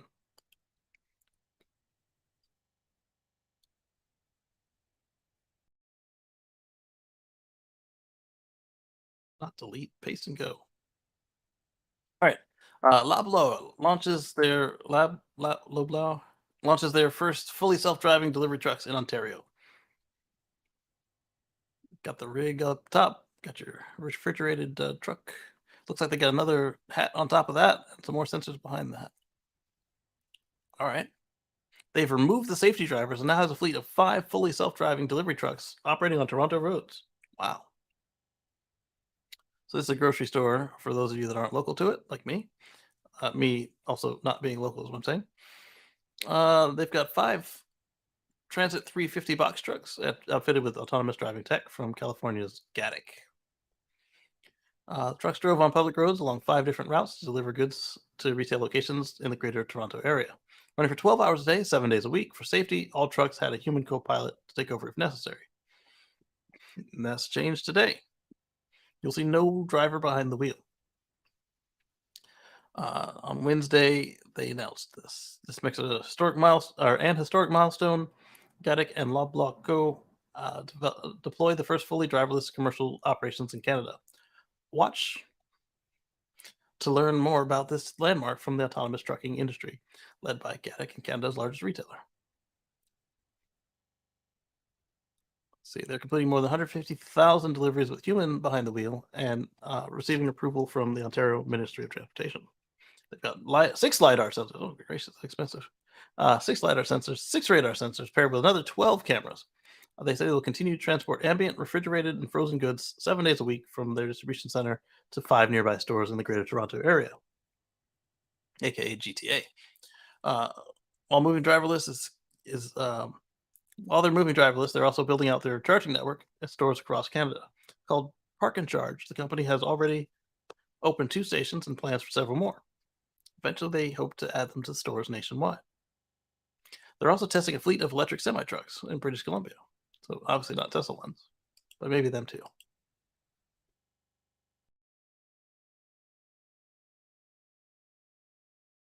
All right, so their YouTube link is musical, of course. So we won't be watching that with sound. All right, so let's skip through this a little bit. Do or the She's talking, but they're musicking on her. That's they got a special light on the empty driver's seat. Looks kind of like when my car is doing smart summon. It's daytime or nighttime. It's got these big white seats with these lights just shining on the empty seat. Autonomous deliveries. So it looks cool. We don't know what they're saying because I can't play it without getting taken down on YouTube. That's cool. It reversed in on its own. But it knows where the loading bay is. I wonder if everything is pre-mapped or what. But it's only got 5 destinations from 1 distribution center, so That's got to be easier than solving it for a whole town. You just got don't run into things. Here's your main route. Call for help. Interesting. Also, a lot of really expensive tech on those trucks.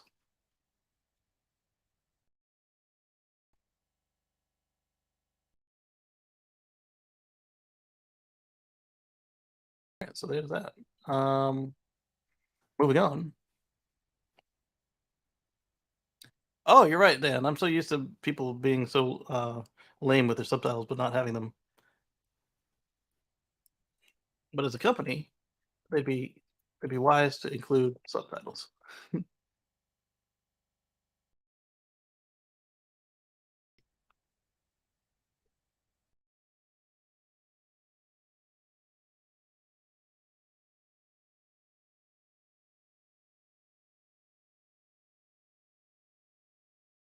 At this point, they're not Behind the telling steering wheel. anything we didn't learn on the on the article. So speaking of BYD, I was talking about how they were complaining that they didn't get to use the credits for their customers. BYD is supplying 100,000 EVs to the German car rental Six. So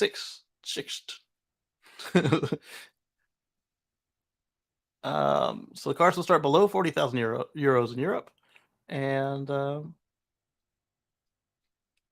there we go.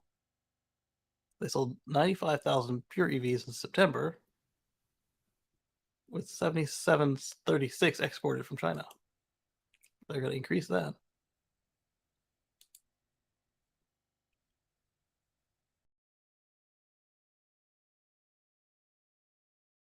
Porsche confirms that the Macan EV delay due to 2024. Oh, they're delaying their Porsche Macan EV until 2024 due to a software problem. So it looks like the Volkswagen Auto Group still hasn't solved their software problem situation. Like, we remember when the Volkswagen ID3 and ID4 were set to launch, they were just stuck in a field for months while they figured out how to fix the software, and then they had to get technicians to walk to every car in the field with a thumb drive and up or laptop even, and update them in the field before they could go on sale. Well, looks like Porsches also have some software problems that make it so they can't sell their cars. Let's see. I mean, you own Volkswagen, Porsche. Why not just borrow some technicians that wrote the code? Did you not use the same platform? Seems like that was a problem you solved a year ago. So let's go back to Rivian for a minute, and this is something I haven't seen commonly on automakers. They will put PPF on parts of the car that are going to have rocks kicked up on it, like behind the wheel arches and stuff like that. But now you can purchase your R1T or R1S with XPEL PPF, paint protection film, in the online configurator. So you'll get protection here. I went with a whole wrap just because why not? But really, you only got to worry about the places that are going to get rocks kicked up on them. But having it whole saved my passenger door because there was a good little rock that kicked up on the passenger door.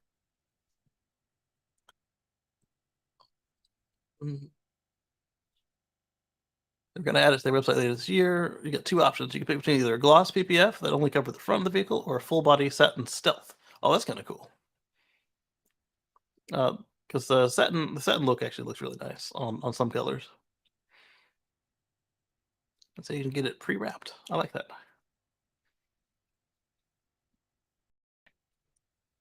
But only get gloss if you do the front.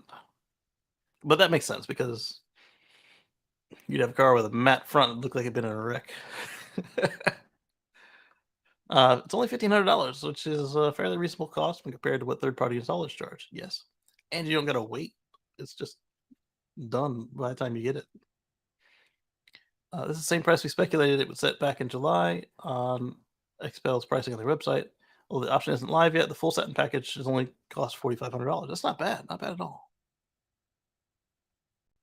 While technically a factory direct option, the PPF won't actually be applied by Rivian employees at the factory. Instead, XPEL will operate an installation facility near the factory to ensure installation quality control. That's actually even better because you get a name brand film installed by experts.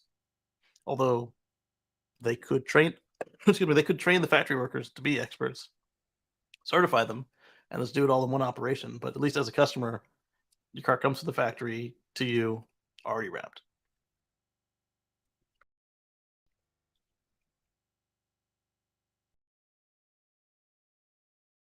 Added bonus, PPF packages will be covered under Rivian's standard warranty, which is 5 years or 60,000 miles, which is good because some of the best warranties I found for wraps were like 4 years, and they didn't cover much under warranty. But as a automaker, you're gonna cover more.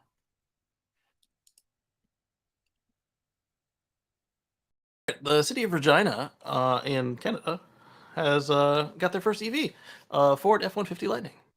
Congrats to them. It's being added to their city fleet, and before it transitions the roadways to the department for the winter. That's pretty cool.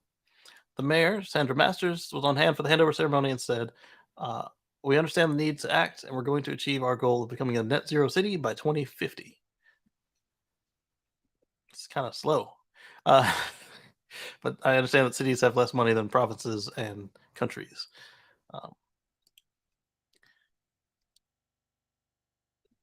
Step in the right direction. So Ford's top Lincoln dealers may have to cough up $900,000 to sell EVs, and this is going to be for tooling and training for their technicians. Lincoln dealerships have always been expensive to own and operate. Showrooms are higher than usual standards, cost millions of dollars. However, to add Lincoln EVs to their roster, dealers have to invest almost $1 million on EV chargers and other necessary upgrades. The amount to be invested is even higher for Ford-branded stores that want to sell EVs, which may need to spend up to $1.2 million. However, for stores operating both franchises, Ford is requesting they make the investments separately, even when the two businesses are under the same roof. Ford allows dealers to choose a lower investment tier of $5,000. Okay, so you can have both of them for $1 million if you have a Ford Lincoln store. But each store has to cough up something. Or just simply asking the top 130 dealers out of 650 to invest in almost $1 million of EVs. They have until December 15th to decide, or to sell gasoline vehicles only until 2026, when Lincoln will give them a choice to opt out of EVs again. Yeah, that second one is like, bye-bye. Lincoln doesn't sell EVs yet. It was expected to launch the first one in 2022. However, in preparing its dealers, the brand wants to attract a younger car buying crowd when its EVs are ready. Yep. Makes sense. All right, so we were talking about removing the sensors on the Teslas for the ultrasonic sensors, and I suggested they were saving a couple dollars. What I didn't know was that a couple dollars was, according to a video I watched by Monroe and Associates, and apparently Richard here at Drive Tesla also watched. Yep, according to Monroe and Associates, they will save about $114 per car in sensors, paint, stocking, and wiring. And that's just in parts. That was without labor or anything else that was involved with ultrasonic sensors. So $120 per car. Let's use David's number, 2.2 million.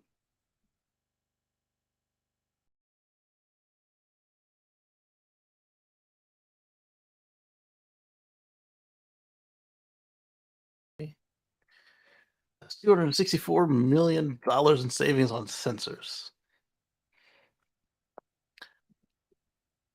Wow.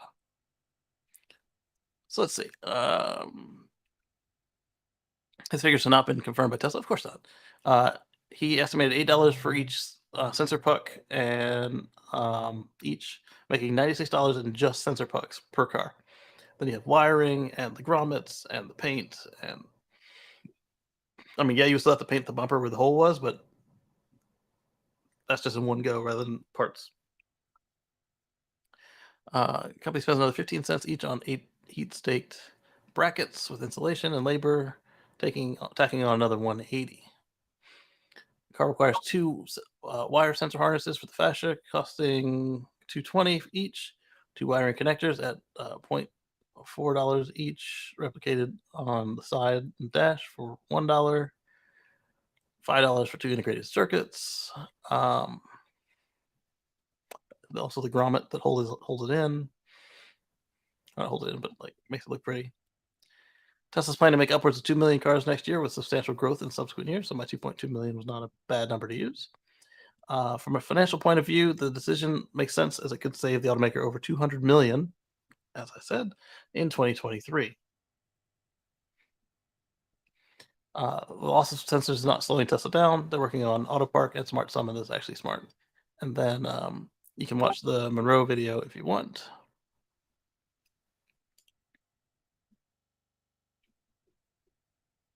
Let's see.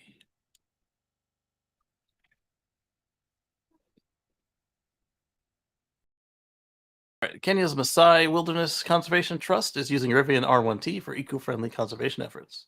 Look at that. Got Rivian in Africa. They made their way to Africa in the East African country of Kenya. The group ordered or received, not ordered, can't really order them outside the US yet, received 4 R1T vehicles as a pilot project, which are currently working in the Julu Hills of Kenya.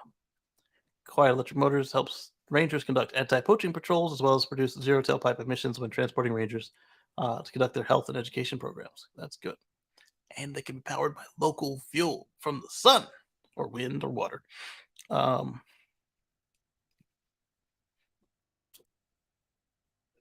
Vehicle for us with zero tailpipe emissions, essential features such as electric sockets in the vehicle, so we're able to plug our equipment directly into the vehicles without the need for an external power source. There we go. For Rivian, with this Maasai partnership with the Maasai people, it's about extending our collective impact, taking extraordinary steps even before selling a single vehicle outside the US. They haven't sold the Canadian vehicles yet. Anyway, to explore these unique opportunities for community-based social and environmental change on our trucks and SUVs we can make possible. We feel honored to be able to put our new tools and resources to work in the protection of some of Africa's most iconic and important wildlife and culturate, said Chief Sustainability Officer.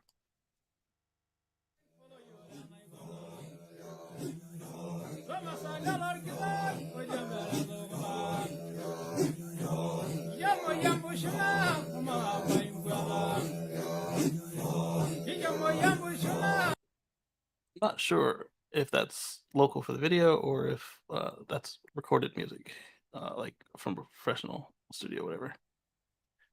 This is also better for the animals and catching said poachers. No sound means no alert to the poachers and less disruption to the wildlife. Absolutely. And just like I keep saying, not poisoning the air of the children, you're not poisoning the air of the animals while you're operating in their sphere. Tesla and Rivian trade secret lawsuit. Oh, trade secret lawsuit gets new orders and deadline for the judge. All right, let's find out more about this. And if it's old, copy a link. Let's take a look at that real quick. It's from December of last year, so we talked about that one already. All right, so this one, while we're talking about Cybertruck, these are clearly not thrust-generating wheels for a boat, but Unplugged Performance has teased early Cybertruck launch while showing off new Cyber Hex wheels. So I like these wheels, and depending on how my Cybertruck wheels look, I may consider these. So Unplugged Performance, they're across the street from Tesla Design, and they seem to get their hands on stuff early. So this could be a render, or it could be a real truck. They had the Plaid ready 2 days after the Plaid was launched, which, with the amount of modifications they made, was impossible. So they clearly had it early. But here's their tweet: the Up Cyber Hex wheel, or Unplugged Performance Cyber Hex wheel, equipment for your interplanetary future, arriving sooner than expected. So folks that drive Tesla are wondering if that means that the Cybertruck will be ready sooner than anticipated, since the Idra press is already en route. We'll see. We'll see. But I like the look of these things.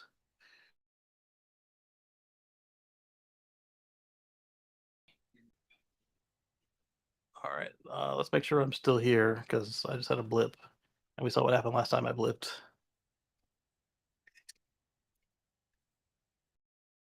Let's go to another article so I can be for sure.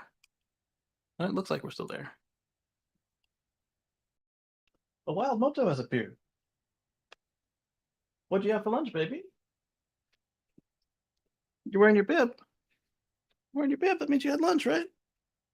You don't want to stand? Oh, okay. Oh, there you go. You're standing up. Yeah, look at that smile. It's like you got a little bit of a bath from your meal. You got it all over your face.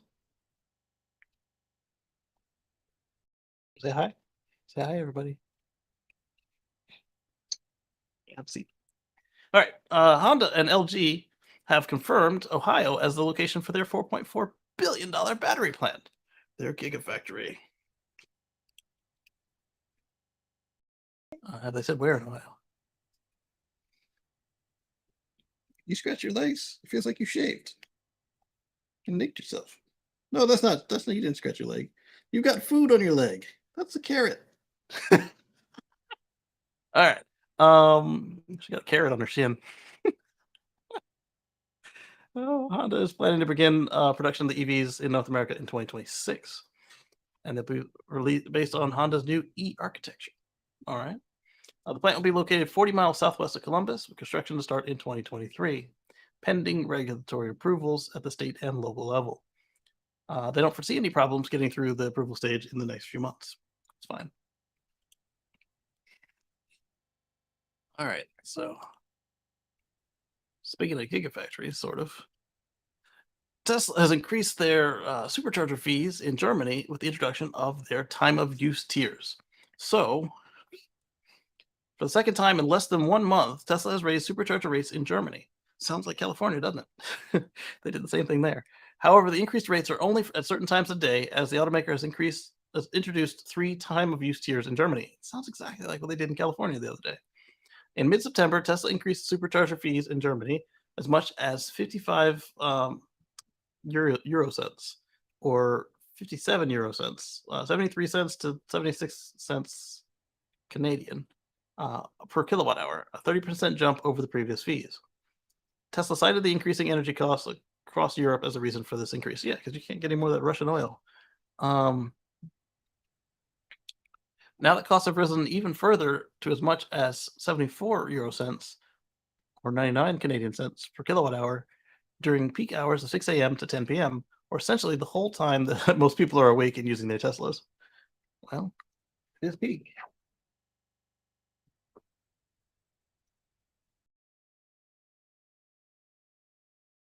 Feel better? Got a nice pillow? All right.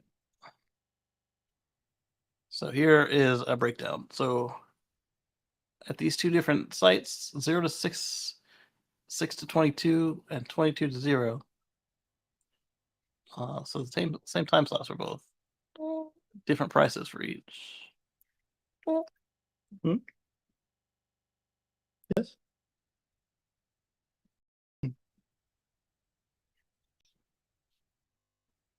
Ah!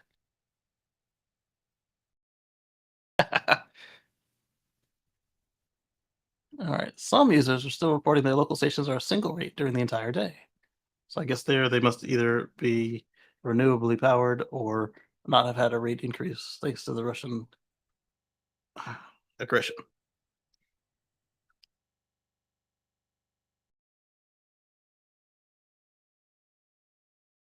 They haven't introduced time of use rates in Canada, but it has increased the fees. Earlier this year, they moved to a 4-tier pricing system based on charging speed, with the highest fees being based on the highest speeds, which makes sense.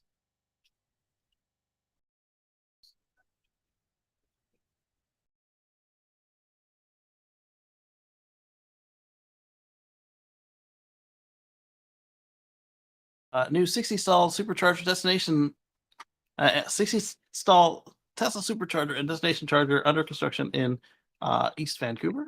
So another large installation. This one in Vancouver. Got their permits. Look at that. All right, so I talked about how I watched the Polestar 3 launch. And I thought it was pretty well done. They even almost used one of Patrick's phrases. They got so close to saying a future free from fossil fuels. Yes? Oh, you want to tell me a secret? You don't even speak any language yet.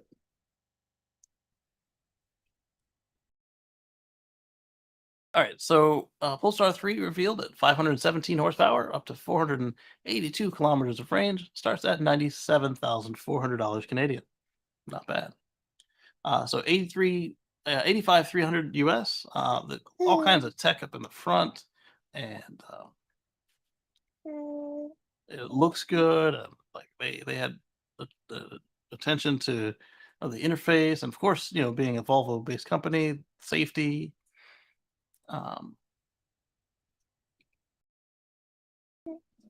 Polestar 2 here. Dual motors are powered by a large 111 kilowatt hour battery. 107 kilowatt hours usable. It's prismatic, although in the presentation they neglected to say what it was because they said something to the effect of, I want you to be able to have other concerns with an EV than what type of battery it has. Should it be just a given that it's an EV? And it's got bi-directional charging, but the feature won't be active when you get it. And inside, you get a 14.5 center display with Android Automotive OS, which is not Android Auto. And this is the first car to have Google built in. There we go. So that's not a bad look. It wasn't a very long presentation. I mean, it was longer than I expected, but it wasn't very long. With the Plus Pack, you get 25 speaker system from Bowers and Wilkins with 3D surround and Dolby Atmos. They had a partnership with Dolby to get it dialed in just right. You get self-closing doors, electronic steering column, heated steering wheel, and more. Add the Pilot Pack, you get a heads-up display, Park Assist Pilot, Pilot Assist Driver Assistance, and LiDAR from Luminar, optional. That's $7,000 before the LiDAR. The Performance Pack is, oh, sorry, I said that wrong. The Performance Pack is $7,000. So whatever it is priced, you then pay extra for the LiDAR. Maximum power and torque output of 517 horsepower and 671 foot-pounds of torque. Performance optimization for the air suspension. Unique 22-inch forged alloy wheels. Pirelli Pre-Zero tires for enhanced grip. And additional signature Swedish gold details. You kicking me? Or you exercise your legs? You exercise your legs? That's fine. All right. All right, so let's see. The long-range dual-motor Polestar 3 will start at 97,400 Canadian, plus another $2,500 in destination charges. Adding the Performance Pack brings the price to 104,400 Canadian. Cars look awesome, but also expensive. If you're looking for an SUV, the Model Y gets my vote for price and tech. Yeah. Although if you're looking for a non-Tesla, I think it's a good-looking car. Speaking of Tesla, they have partnered with emergency safety solutions to add help technology to their vehicles. And what this is a suite of safety programs, from increasing the refresh rate of the hazard lights, especially at the rear, to including beacons for other cars to know to avoid the car, and also for first responders to help locate your car. Let's see if they have the video. They do. So here is help. Hazard Enhanced Location Protocol. Of course, it's music. So like Dan said, let's turn on our closed captioning. Being stuck on the side of America's roadways is dangerous. Someone is involved in a disabled vehicle crash every 7 minutes. All right, so assuming they had a blowout based on the way they animated that with the tire pressure, person hits the hazard lights. 7,200 people are affected annually. Here's what a normal hazards look like, with up to 15,000 annually killed or injured. The root cause, insufficient advance warning, and being in close proximity to fast-moving traffic. Oh, there it is. The tire's flat down there. Current hazard lights are ineffective at grabbing oncoming driver's attention. Get the flat tire earlier there. Current hazard lights are ineffective because of this. It's time to see disabled vehicles in a new light. HELP, a hazard enhanced location protocol. Look at that. That refresh rate is much more attractive. It will catch your eye, and you'll know to move over, move out of the way. It's automatically activated by safety event triggers such as airbags or collision detection, um, which is kind of how the Teslas and others do it now. They get tapped and they turn on the lights automatically. Or you can manually push the hazard button. Um, two forms of advanced warning and communication are activated. One is the emergency light pattern.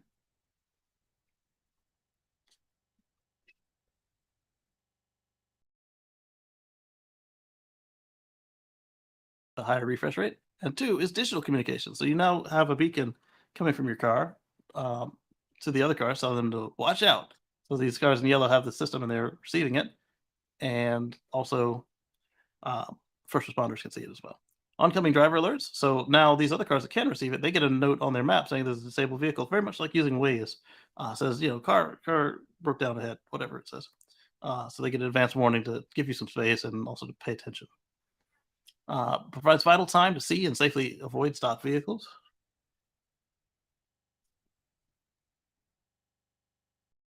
It's fully compliant with U.S. regulations and state laws. That's good.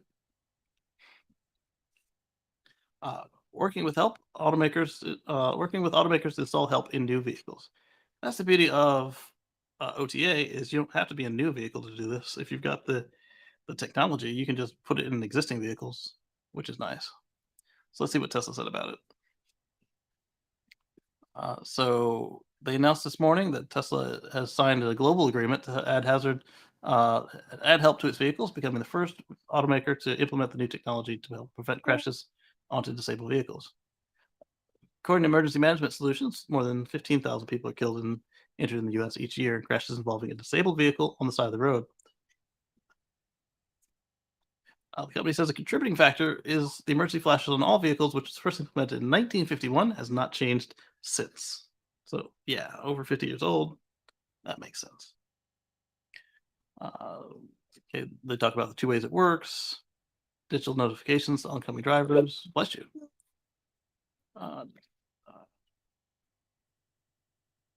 Here's a short video. So Tesla hasn't said anything more about it, but I'm hoping that they just release this as part of an upcoming update and not try to use it as another reason to, here, it's time to get rid of that ancient Model X you have and get a new one. Well, thank you.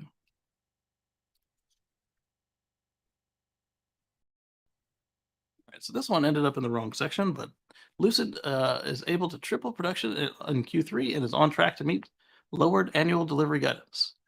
So we talked about earlier in the year how Lucid lowered their guidance, and they're just confirming that they are meeting that new guidance.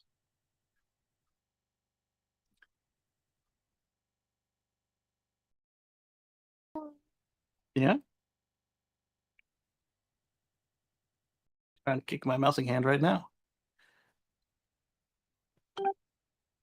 All right, so BMW is to replicate Tesla's in-car gaming in 2023.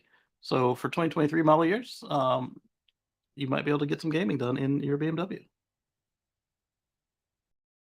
Let's see. BMW is now promising similar gaming setup in their cars, announcing it will work with Air Console to add more casual games. I was wondering if they were going to add a GPU and put some really intense games in there. That would be cool. But it sounds like no. See, everybody copying Tesla is good for everybody.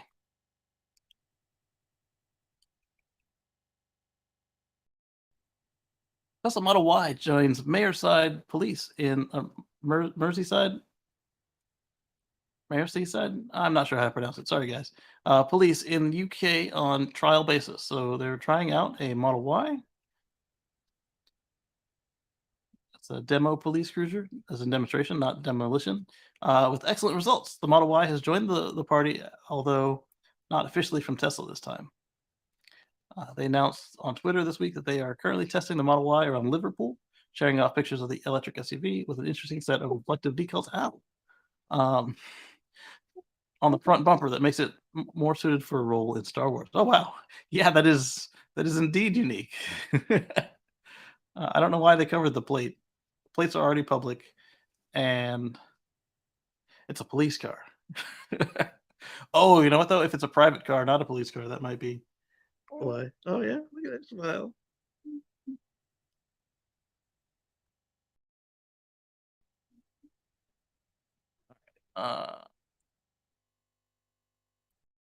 Those came from the it's definitely head turner. Did not provide details on how long the test will last. Naturally, this question brought out the Tesla electric vehicle critics, with responses slamming the Model Y as being a glorified milk float. Others saying they hope they don't run out of charge doing a chase. I don't know why people have to spout out every immediate negative thought they have that's not even really applicable. Matters weren't helped by Chief Officer for Maryside Police Special Constabulary Dave Lyons responding to a tweet saying the EV chargers at headquarters responding to the tweet saying if the EV chargers at headquarters if Rose Hill were slow and would need upwards of 20 hours for a full charge. What? How bad are your charges? Do you need 20 hours? Have you plugged it into the wall like with a granny lead? There's no way a Model Y takes 20 hours to charge unless it's on level 1. And that seems like a training issue. Given that estimate, sounds like they just sounds like they just use a standard wall outlet, but it seems unusually high considering the standard wall outlets in the UK are 240 volts, which should provide a full charge in less than half of that amount, so about 10 hours. I agree. We currently have this cool looking Tesla on test. It's certainly been a head turner so far. How many top-up charges do you think we will need in a shift? Hopefully none. If you're traveling hundreds of miles in a shift, then you're doing some pretty interesting police work.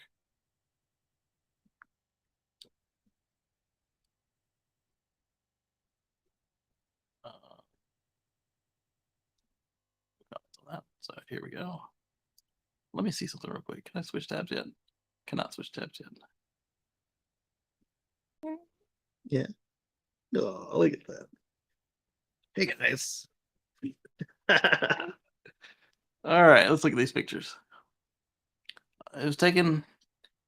Is this a screenshot? That's so weird the way this looks. It's a horizontal photo in a vertical frame. I see the iPhone bar down there. It is a screenshot. All of them. Don't kick my foot and my hand. It's still a cool looking car, but wow. It's great. 0 or 1 top ups? Yes, I agree. Had an EV for 6 years, 0 issues. The rule is always be charging. Yep. All right. And with that, I want to thank Zachary for your kind donations. I want to thank our channel members and sponsors for your continued support. And I'll catch you on the flip side. It says go live, but we're already live. How do I end it? Do it again? Let me refresh the page. That might do it.